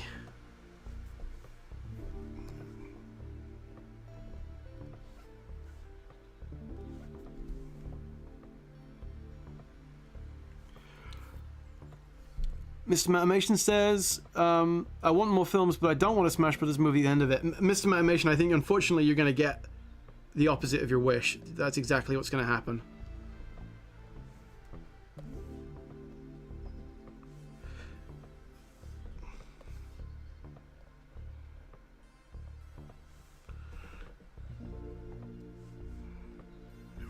There we go. And then you put in that line. That's, oh, come on. That's how we do that. How we ink the liquid like that.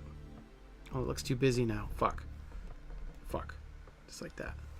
All right, that's fine. I'll fix it with the coloring. I'll fix it in post. Friendly Monster says, "Is this a follow-up episode to The Last Starbarians?"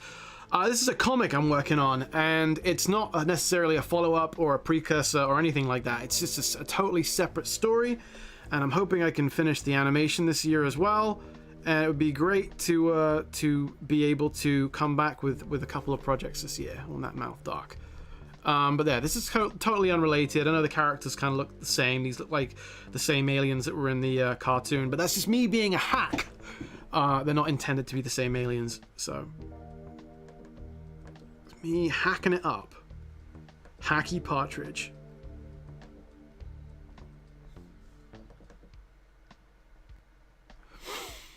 Joel Mayer says the girl's great. Thank you, Joel.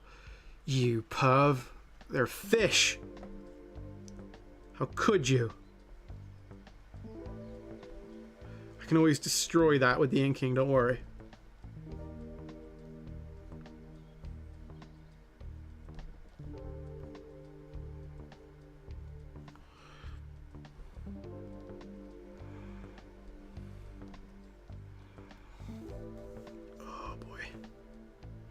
That work?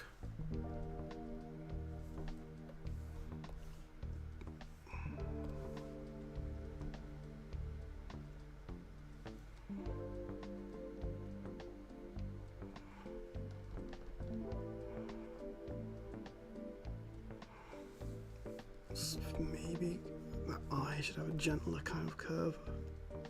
It's really tough, man. It's really tough. Trying to draw beautiful characters way harder than trying to draw ugly characters, because an ugly character you can't really go wrong, you know.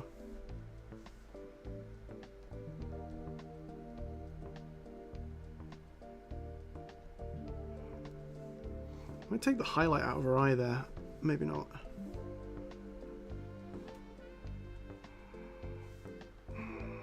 Could I just have the highlight only?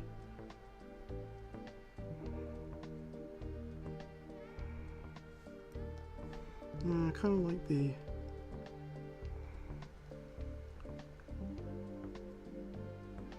I don't like that, actually. I don't know.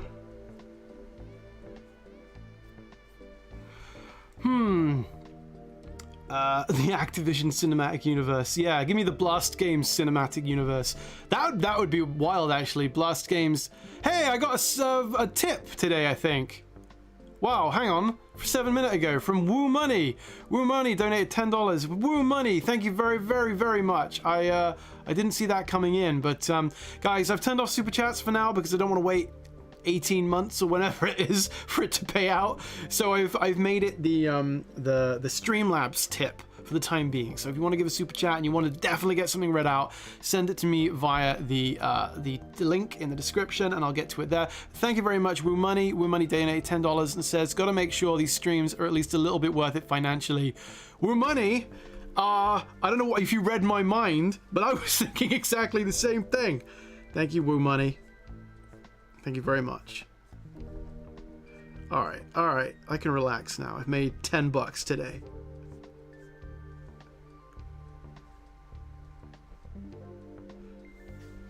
All right.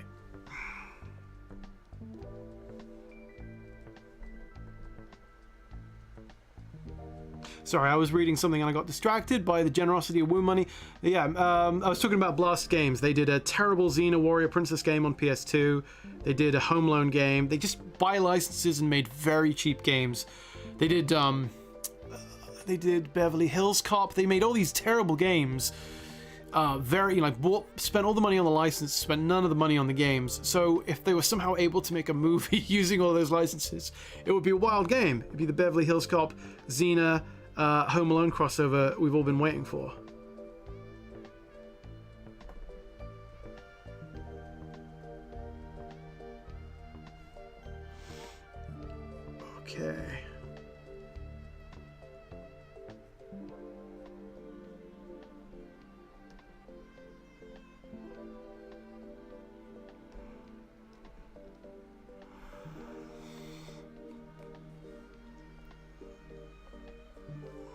Oh boy. Okay, I think I'm making it work, although it's hard.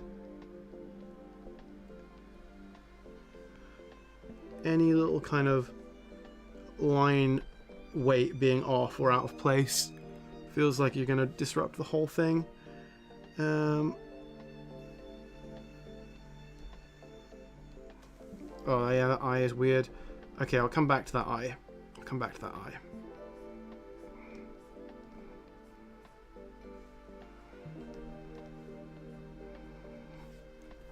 Flipper again.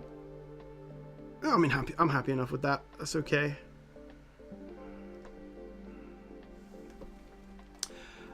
Sven Holgerson says, "Who really needs money anyway? It's me. I need money." No, I've found quite a liking for money in my old age. I find that it's almost a monthly occurrence now that I have to go out and spend some money on whatever it is, you know, electricity bills, bare essentials of some kind. I'm crazy like that. Gregor says, "I will never get over the King's Man teasing Adolf Hitler like Thanos in the post-credits." I didn't see King's Man. They teased Hitler. They set up the big H. That's crazy.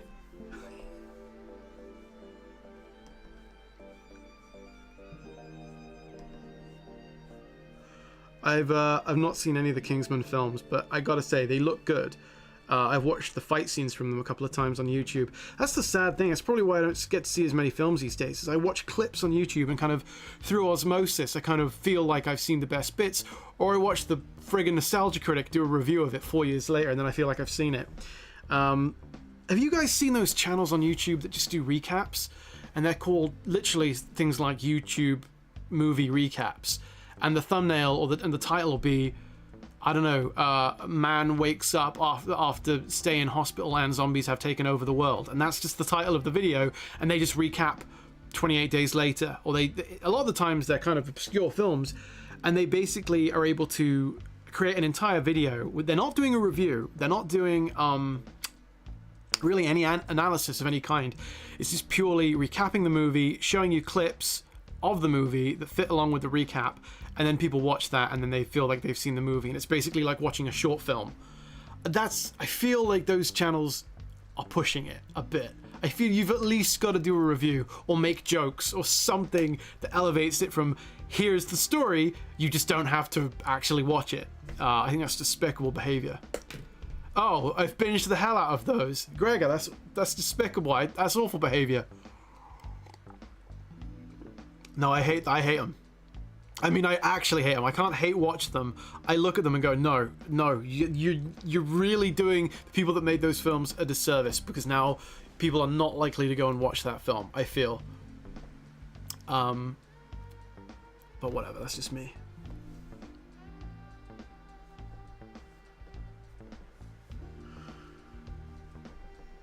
Trying not to make them look like she's got big mutton chop sideburns. Might not be succeeding on that front.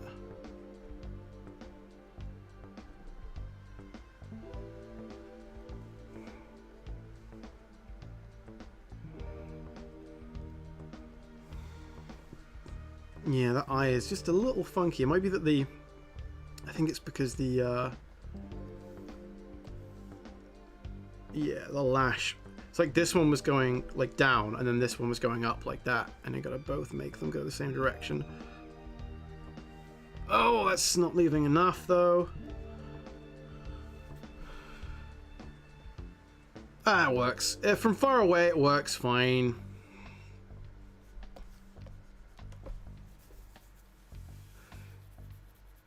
I'll give myself 50 lashes. Well, don't get dressed in drag, Gregor. That's a terrible joke. I'm sorry. Because I'm drawing eyelashes, I was thinking of gluing on fake lashes.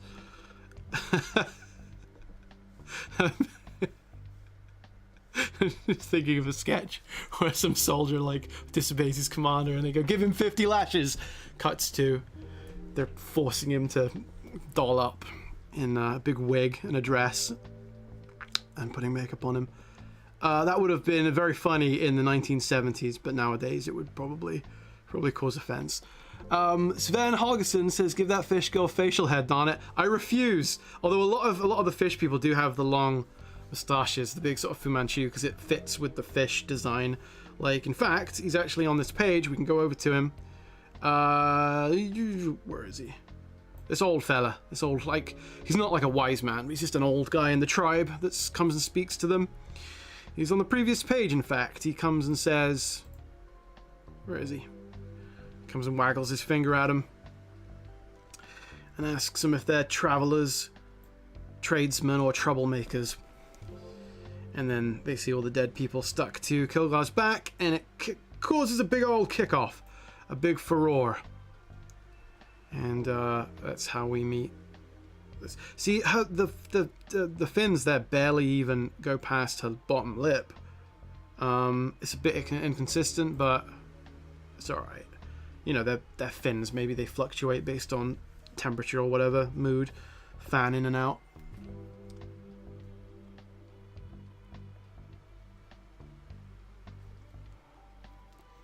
Okay.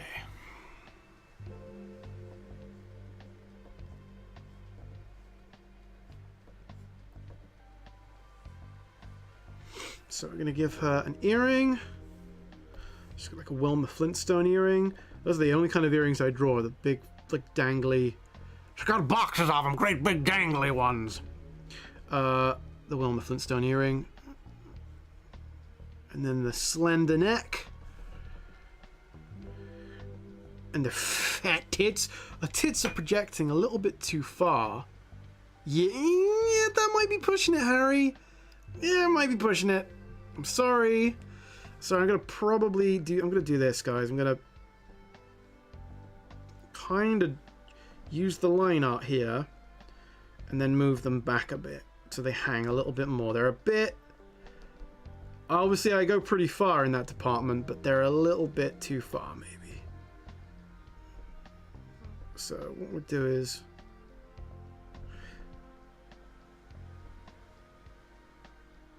kind of do it like that, so there's a bit more of a hang, and then I'll move them down. So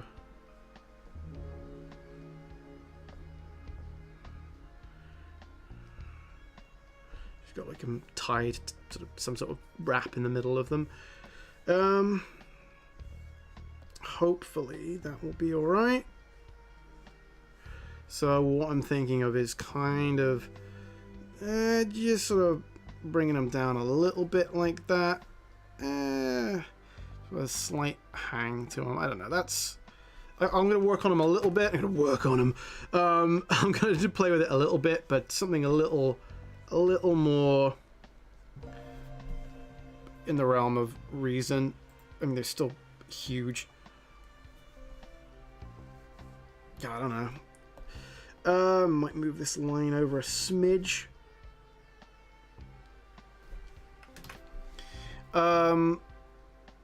Yeah, they're still huge. That's fine. I don't think I've disappointed anyone there too badly. All right. She has this like very little skirt on.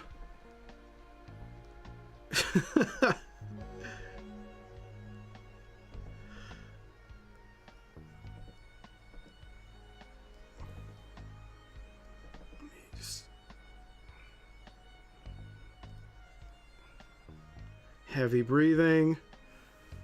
Oh boy, let me get the sort of ripples in the skirt to be right, because the fabric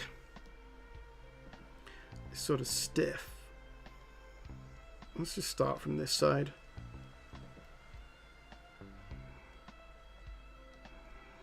I figure it's maybe like dried up seaweed or something they've turned into basic fabric.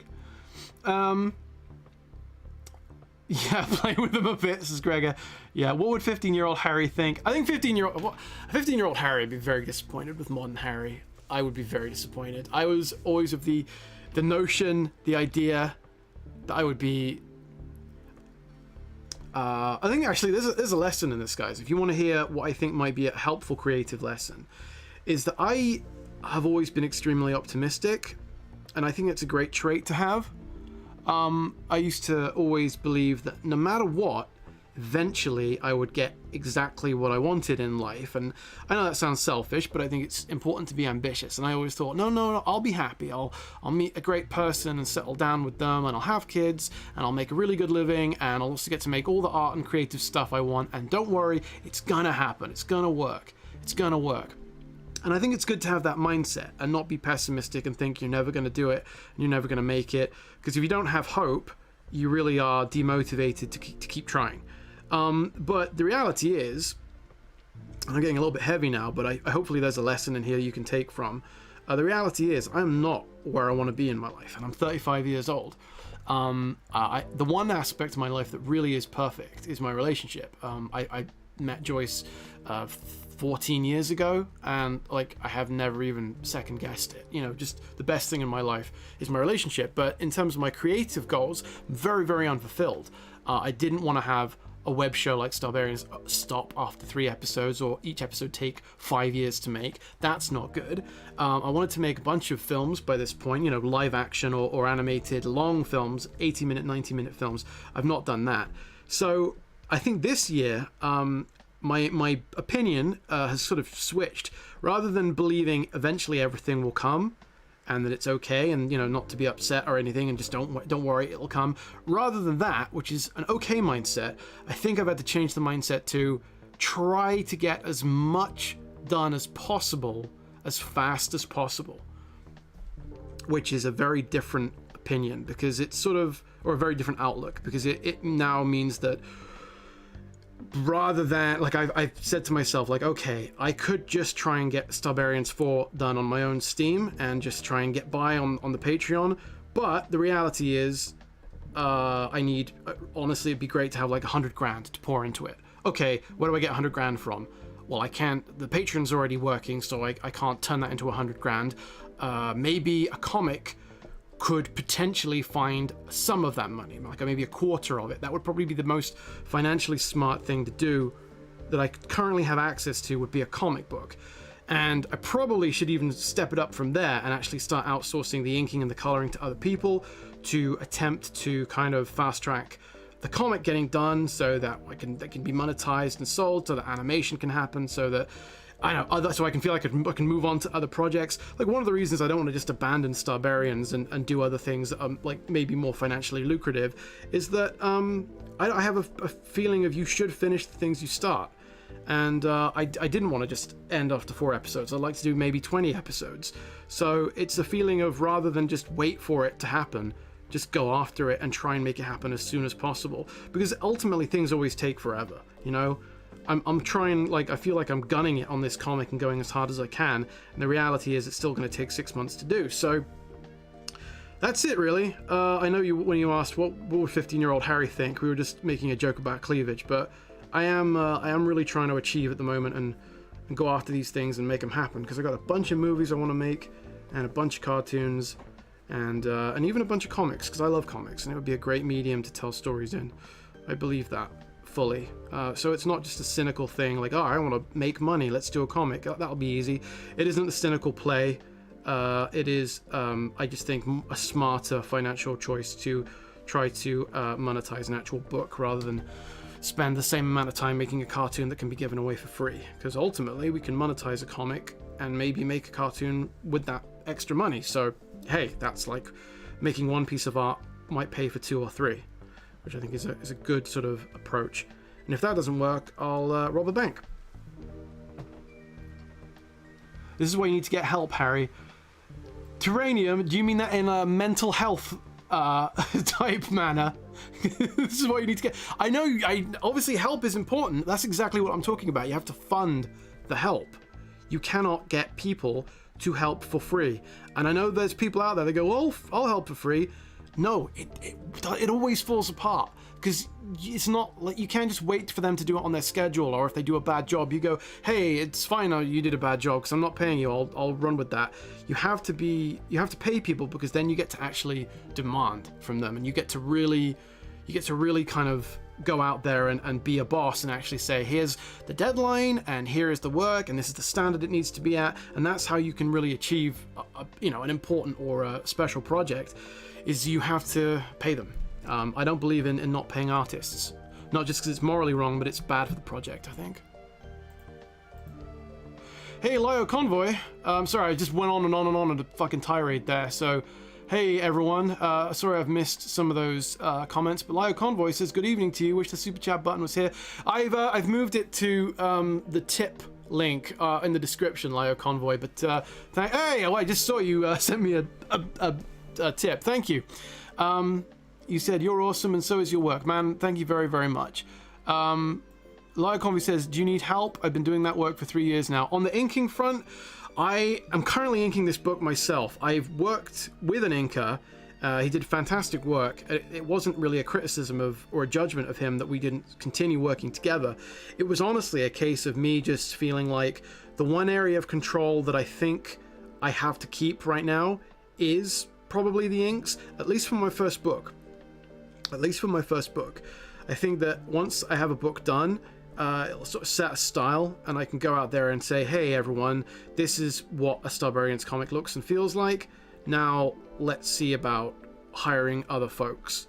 I'm forgetting how to draw fish bones. Here we go. They kind of look like that. So yeah, thank you very much for the offer. Maybe in the future when I finish the book, and it will be this year that I finish this book. I'm pretty sure of that. The only reason it wouldn't be is if I was able to, you know, spend a lot of time on animation, but that wouldn't be fair if the books were pre-ordered. I'd have to spend time on them too, so.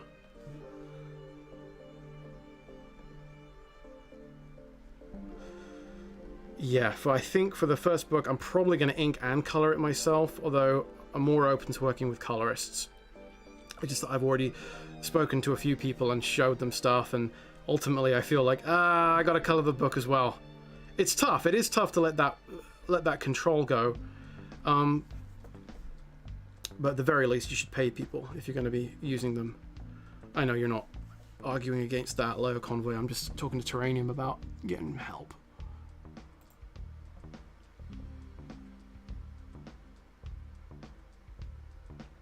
Hey, Beanlight, I do use your reference. Beanlight made a double D-Rex in 3D, and I actually use it all the time. And he modeled a Kilgar in 3D as well. So yeah, I do use those as reference. They're fantastic reference. I've got my little program that I use now. I can bring this over, guys. It's called BRef.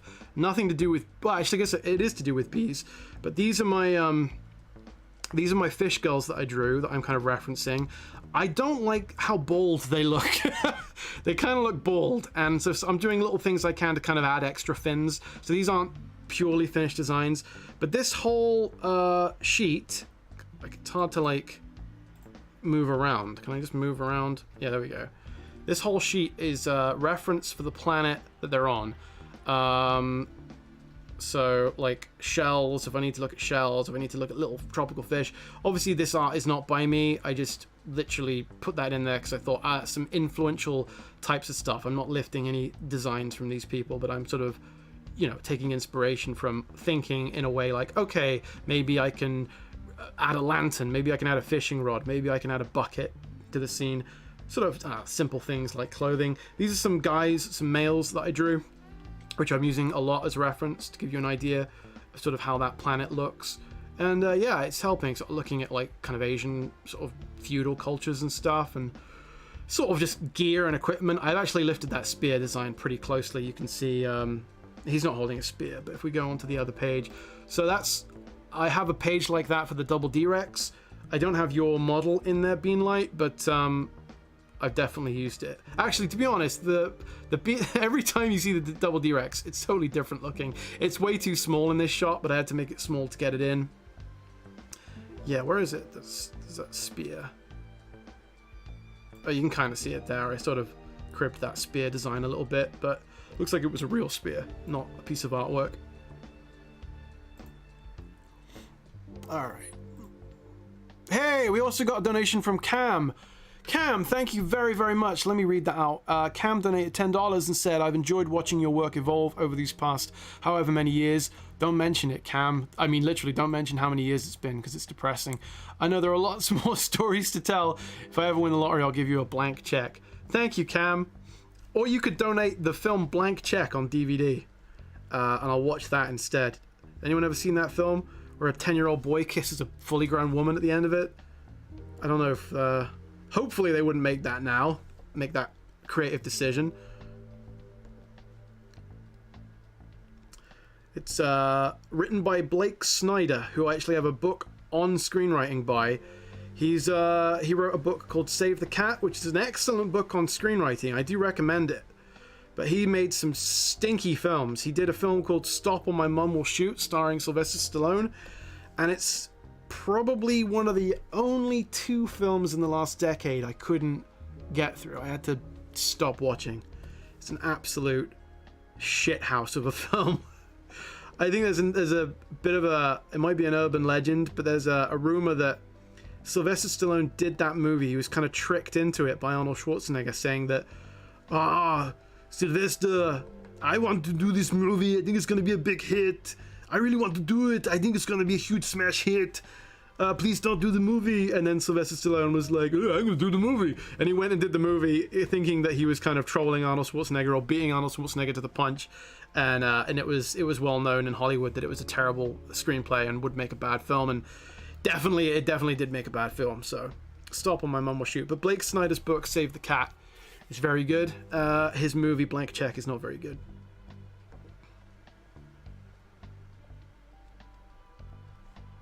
Bunch of fishtails. Whoa! Let me see what you're saying in the chat. You've probably been asked already, but I've only been here 10 minutes, lol. Oh, GoFundMe or a Kickstarter. Lio, if you're talking about animation, I guess I've not really thought in great detail about doing a Kickstarter for the animation. Ultimately, it may happen. I feel like it's double dipping a little bit when I have a Patreon, but I probably will do some kind of pre-order or crowdfunding for this comic. But then I think that's a very different thing, because it's not like funding a piece of animation that may get given away for free. You're actually just pre-ordering the book or the product. Let me see. Terranium said, Harry Partridge, have you considered making a begging video? Yeah, I've done that, man. I've begged my little fat butt off. It's embarrassing too, because I put out that e-begging video last year, and I've not, other than Ghostbleed, I've not finished an animation since that video came out. I've worked on a ton. I made an 8-minute or a 9-minute, I think, animatic, but until it actually gets finished, people are not gonna be able to watch it.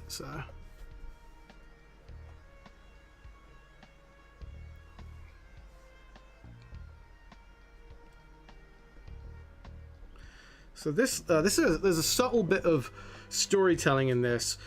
Her husband, who dies, has a medallion shaped like it's a part of a shell, so it should be more like that, actually, like that. And she has a shell that's shaped like that, right? And so they fit together like that. And they're, because he's died, that's what she is missing. So I'm gonna make sure that every time you see her, she has this medallion, and it would obviously gather in her cleavage, which is annoying for me because it means I have to break up that area with unnecessary detail. But I'm thinking at the end she'll actually have the medallion tied together and fixed to sort of show some kind of resolution on the situation, because she is not... I'm drawing it too big, damn it.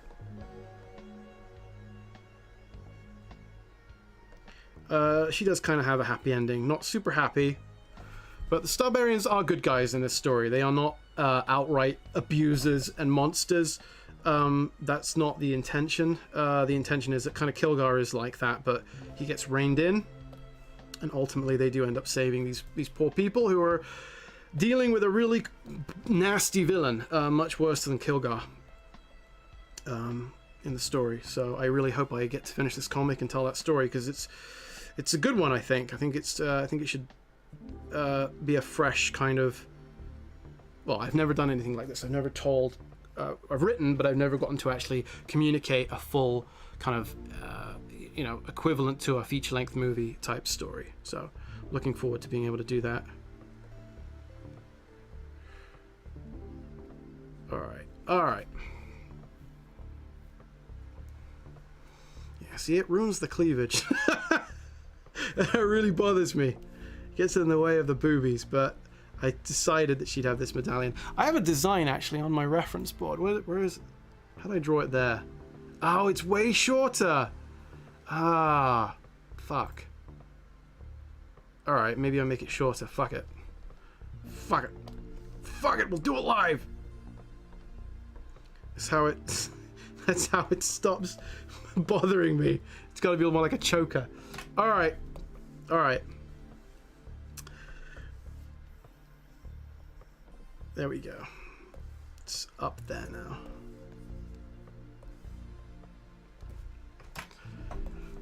Real patty, I know.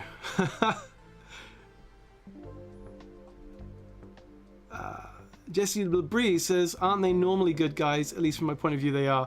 I think that the idea, I would sum up the series like this. It's sad because I've only made a few cartoons, and at the beginning I didn't really have their characters worked out, so it's only beginning to manifest, and I think in episode 3. But the idea is that Hogstrong wants to do good, but Kilgar doesn't, and Kilgar is much more powerful than Hogstrong, so Hogstrong sees in Kilgar the potential to get a lot done. It's almost like, imagine Superman was an asshole, but he was your friend. He liked you. He didn't like anybody else. He didn't want to save anybody or do anything with anybody else, but he liked you for whatever reason. Maybe because you put up with him. You would try, probably, to spend a lot of time and energy going, hey, Superman, you ever thought about, I don't know, saving the kids in the school bus and not throwing it into a volcano? And he'd be like, no, fuck that, that's lame, I don't want to do that. And you go, oh, okay, yeah, haha, because you don't want to be thrown into the sun or whatever by Superman. And then, like, the next day you try again and go, hey, Superman, you ever thought about, I don't know, just, you know, like, I don't know, maybe helping those people trapped under the rubble and you know, and not jumping on top and squishing them even further into the ground. You'd kind of work on him, you know, and you'd feel like there's a way I can get a lot done with this guy if I just sort of help him see the light. And so that's sort of the dynamic, I guess, that I want to hit on with these two, is that Kilgar is not, I think, deliberately mean, but he's extremely selfish to the point of it being a real problem because he's essentially super powered. And then Hogstrong is a lot more mortal, a lot more regular in his abilities, but he also wants to do good. So I think that there's an interesting dynamic there that I would like to see play out.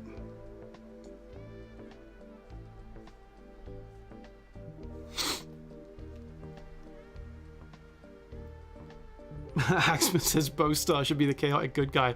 I have thought about Bowstar bringing him into something one day. I'd like to do that. Although I had no idea there's an actor called Bowstar, and it's Bow like B-E-A-U, and I think Star is just S-T-A-R. But there's a real Bowstar, and he's in like one of the Halloween movies. Complete coincidence. I didn't know this person existed, but made me worried, like, would I get sued by the real Bowstar if I ever did anything with that name? Florian Lauret said, I know it may be a hard, boring question. How do you create names when you imagine characters? Sometimes they just come to me. Sometimes it's painful as fuck. I actually had a thing recently where I wanted to call a character something like Roxy or Roxa, because he's a rock star and an alien. I was like, no, that name's like taken, or like, well, no, that's too generic. And I liked Moxie. I was like, yeah, Moxie. And I started Googling. You always have to Google names. And of course, there has been, Hell of a Boss. I think it's Hell of a Boss character called, I don't really watch the cartoons, so I don't know all the character names. Apparently there's a character called Moxie, and I'm like, okay, everyone's gonna chew me out for that. It can't be Moxie. And I was like, Mox bad, because he's like bad, he's a bad musician. Rock bad is too, like, it's like strong bad. And I went with Mock Bad eventually, and then I talked to Joyce about it, and she's like, that's not great. That's not a great name. So I was gonna call him Shredlock. Shredlock is a pretty cool name, like Dreadlock, so I was going to call him Shredlock, and then from Mockbad it went to Shredlock, and then it went back to Shredbad. Shredbad is not as good as Shredlock, but I've just settled on Shredbad because his full name is Ravenbad Shredbad the Bad, and I like the alliteration and the repetition of bad. So yeah, no, it's not always fun coming up with names. Sometimes it is blunt repetition and hoping that you hit on something, and sometimes you don't. Sometimes you're stuck with a name, but names are not that important actually, because ultimately you come up with a name and someone might think it's stupid the first time they hear it, and then eventually they just get used to it. Like, I don't know, think of anything. One Piece. I've never seen the anime. Maybe it actually means something in the anime. There's a reference to something, but that to me is a stupid name. One Piece, what does that mean? A lot of animes have stupid names, but it becomes, you know, it becomes imbued with something over time, because that's what you get used to hearing, and you go, yeah, it's One Piece. So I think eventually you just accept names, whatever they are. Alrighty, okay, so she's got her diaper on here.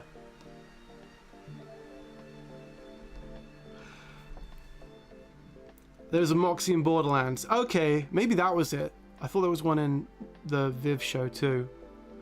Lyle Conway says, hey Superman, can you save at least one of those kids in the bus? Yeah, it's got to exactly have a hot single mom. Yeah, you get it. Like Lionel, excuse me, Lyle Convoy.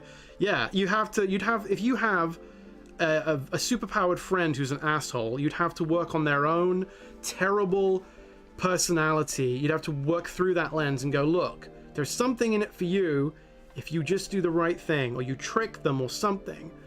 I think that's an interesting dynamic, which I'm sure has been explored in fiction before, but to my knowledge, it's pretty original.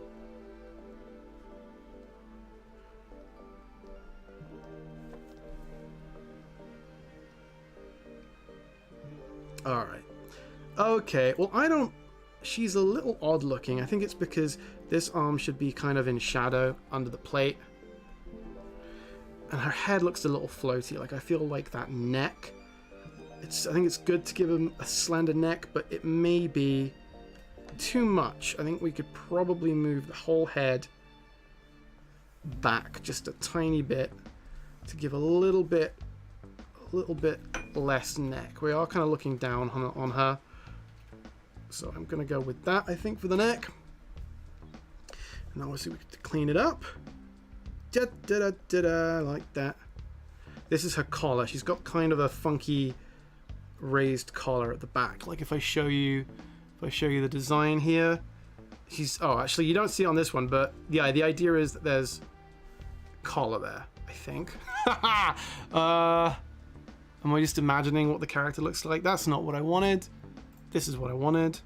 This thing here. Did I draw a collar there? No, I didn't. Alright, tell you what.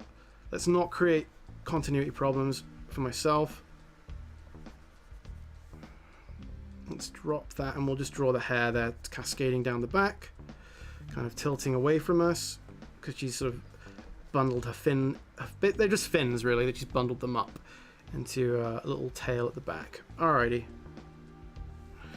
Okay, so essentially, guys, I'm feeling like I'm going to be done soon on this stream, because that is... I know that's all we did today, which is pathetic. In a friggin' 2-hour stream, nearly? Yeah, no, 2 hours and a quarter. Yeah, so that's not much progress, but it was fun, and I did definitely get to talk to some of you guys and rant on about things that I find important and interesting, and rant away. But I am gonna, before I go, I'm gonna try and finish one more of the small characters. I'll try and do this lady here in the background, and then I will call it quits. Okay, so I'm not quite done yet. I'm just gonna have a little bit of water and see if I've missed any of your questions. Let me see. Okay, Kimmy and Jesse, hello. I'm glad you two have found each other. Moxie is also a Pokemon ability. Well, it's also a word, friendly monster. It means, you know, slang for kind of having attitude and street smarts and stuff. Hey, you kid, you got Moxie. Friendly Monster said, are Kilgars born beneath Earth with a weapon in hand? Yes, they are. They come from birthing pits, which are just basically volcanoes on their planet. And they're all born with a weapon, except Kilgar. Kilgar was not born with armor or a weapon. He is basically a runt. He is kind of the social and physical runt of the litter. and that's hopefully going to be explored at some point. A little bit in this story, actually. It's kind of important in this story that he's the runt of the litter, because there are some ramifications there. I just realized we don't see the bottom of his chin, and Kilgar has a big old chin, so I'm probably going to need to put that in there somewhere. So it would kind of be coming out here, like jut. There you go. Kind of like that. I know it's stupid, but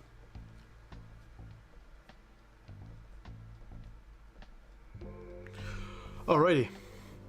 Davy88 says, "Bust still the comic return." So Davy, I've actually written 2 long comic stories, and the one of them does have Bastilda in it, and she does have a bit of a happy ending, actually, not in a kind of massage parlor sense either. I mean a legit happy ending. I know there's not any implication of what that would be, but something nice happens to her because she's gone through a lot, and I've decided that I have to kind of explain why she was abducted again by the Starbarians, because that's a pretty heinous fucking act. So there's a lot of story that I have to kind of go through with her, I think, to feel like I've done the animation justice or whatever, because it's a bit crap, that first episode. I don't really think it's funny or cute or endearing. They are pretty much just kidnapping a woman, which is not it's funny, but like there's not really a point to it, It's not a great punchline in itself, I don't think. So I'd like to do better than that, and I've got a reason now why they abduct her, and I'd like to explore that in a big story. Anyway, this lady, she looks a bit skewed. Can I unskew this lady? A lot of the time I'm drawing with the tablet at kind of an angle, and I can get a bit skewed with the artwork. I think that looks a bit better. Yeah, that's a little better, I think. If it looks good from both angles, you're probably on the right track from both angles. I mean, from horizontally flipped and not.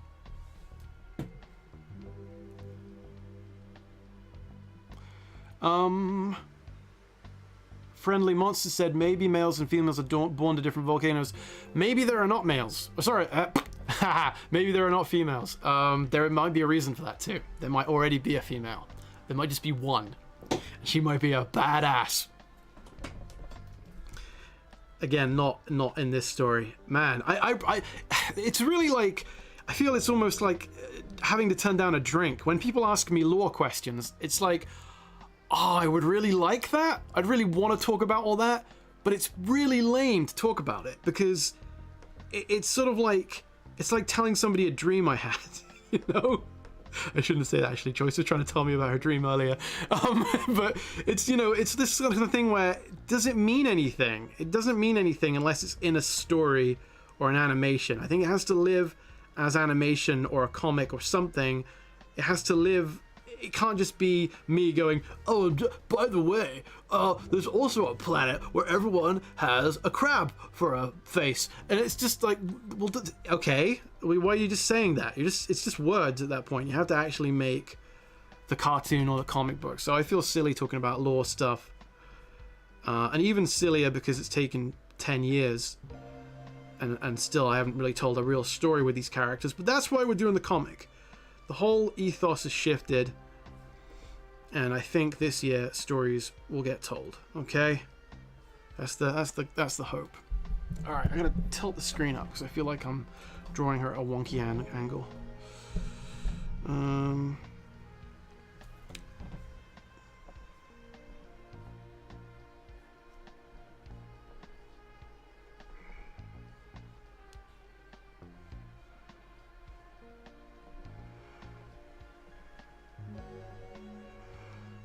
Okay.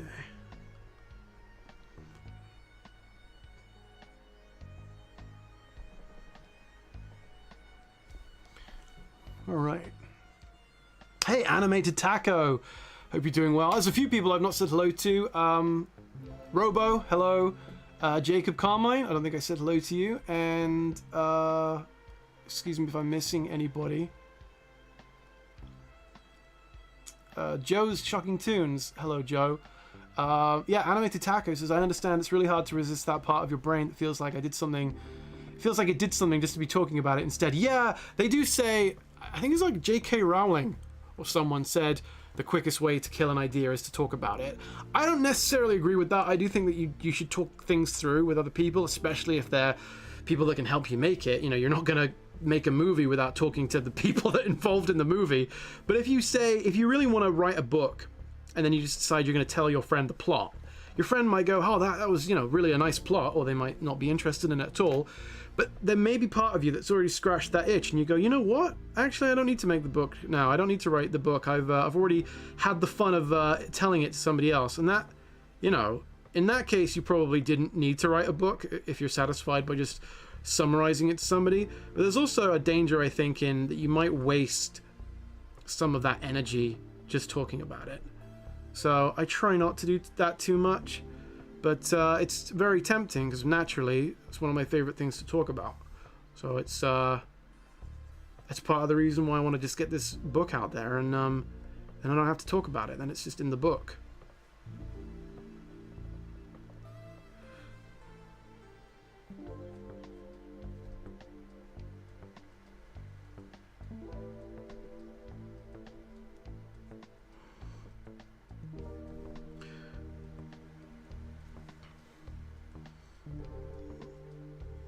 Okay, so this woman is disturbed at the sight of Kilgar eating a big old fish.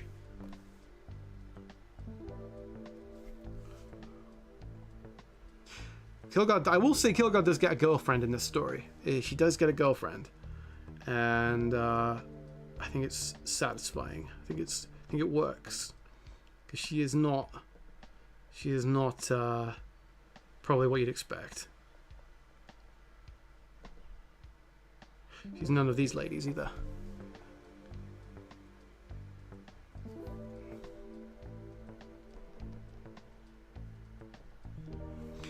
Alrighty, Friendly Monster said, I think when you come up with an idea, you're not sure if your idea is clever or enjoyable, you ask other people's their opinion. Yeah, sometimes though, I think that we can have ideas and be bad pitchmen for them. You know, you can have a great idea and there's something about it that you fail to explain to people, or they imagine it in a way that's very different to you, and it doesn't actually get it across. And I've had experiences before of telling people ideas and them going, you know, no, I don't think that's very good. And I believe that they're wrong in that instance. And I've sometimes been, you know, proven in some way later down the line that it actually did turn out okay.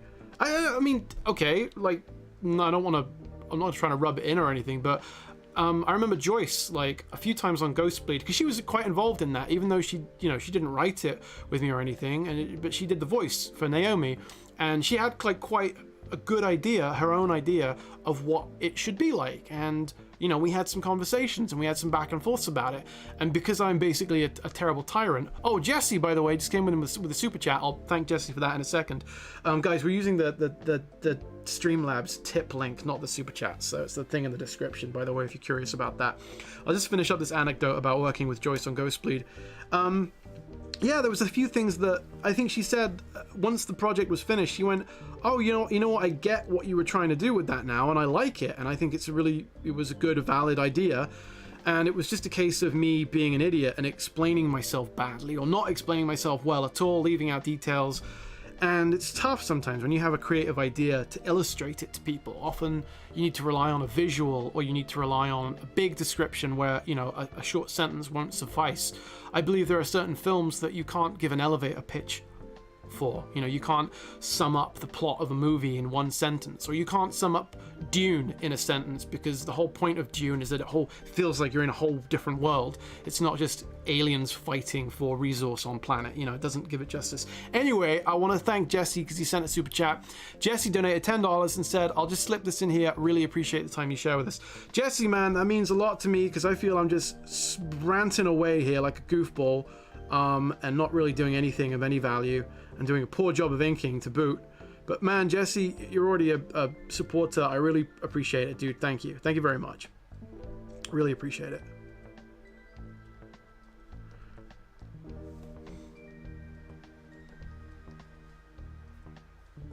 All right.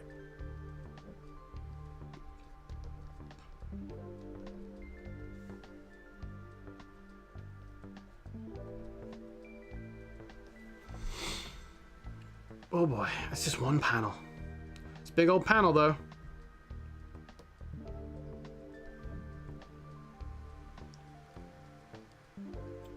All right, thank you for the research, Lio Convoy. Appreciate that, man. Axma, talking to Harry Ashfield. I'm just seeing if there's anything I've missed. Davy88 said the ladies remind me of the Fish Police cartoon. Yeah, I know what you mean. It's hard. I ended up trying to think of, like, I've seen a hot female fish in something that wasn't a shark's tail. What was it? And I think I was thinking of Fish Police. It's tough to draw characters in a way that is completely unique, but I think you know you're limited by the fact that things like fins have to be there, and you end up maybe going with some visual cues that are not dissimilar to things that have been seen before, like Fish Police. But I'm trying my best over here, trying not to be derivative. I hate that kind of stuff. It does happen, I think, incidentally and accidentally a lot. I think I've talked before about how I had never heard of the point-and-click games Trilby Art of Theft when I made my Trilby Dogtooth character. Never heard of Trilby the Art of Theft, and the character doesn't look too dissimilar and obviously has the same name. The name is obviously a description of the thing he wears, so there is a logic that he would be named, that, you know, if he's going to be named after the hat, that they both have the same hat. But I had a bunch of people come at me and go like, oh, you've ripped off this thing. And I went, no, I've never even heard of this thing, ever. It's completely organic, completely accidental. And I get it. I get that it seems to look that way, but I wanted to tell these people, if I was going to fucking rip something off, I wouldn't take the name. You know, if you're going to rip off Batman, you'd say, oh, I've got a superhero that goes out at night and beats up criminals and, you know, whatever, is a billionaire by day and, you know, uses this to fund his operation. You wouldn't steal the name Batman. You call him Dark Man or Dark Avenger or Night Lord or whatever. You come up with something else. So, yeah, it was a little annoying that happened, but I think it's all good. I don't think the names are so similar that it's going to be an issue.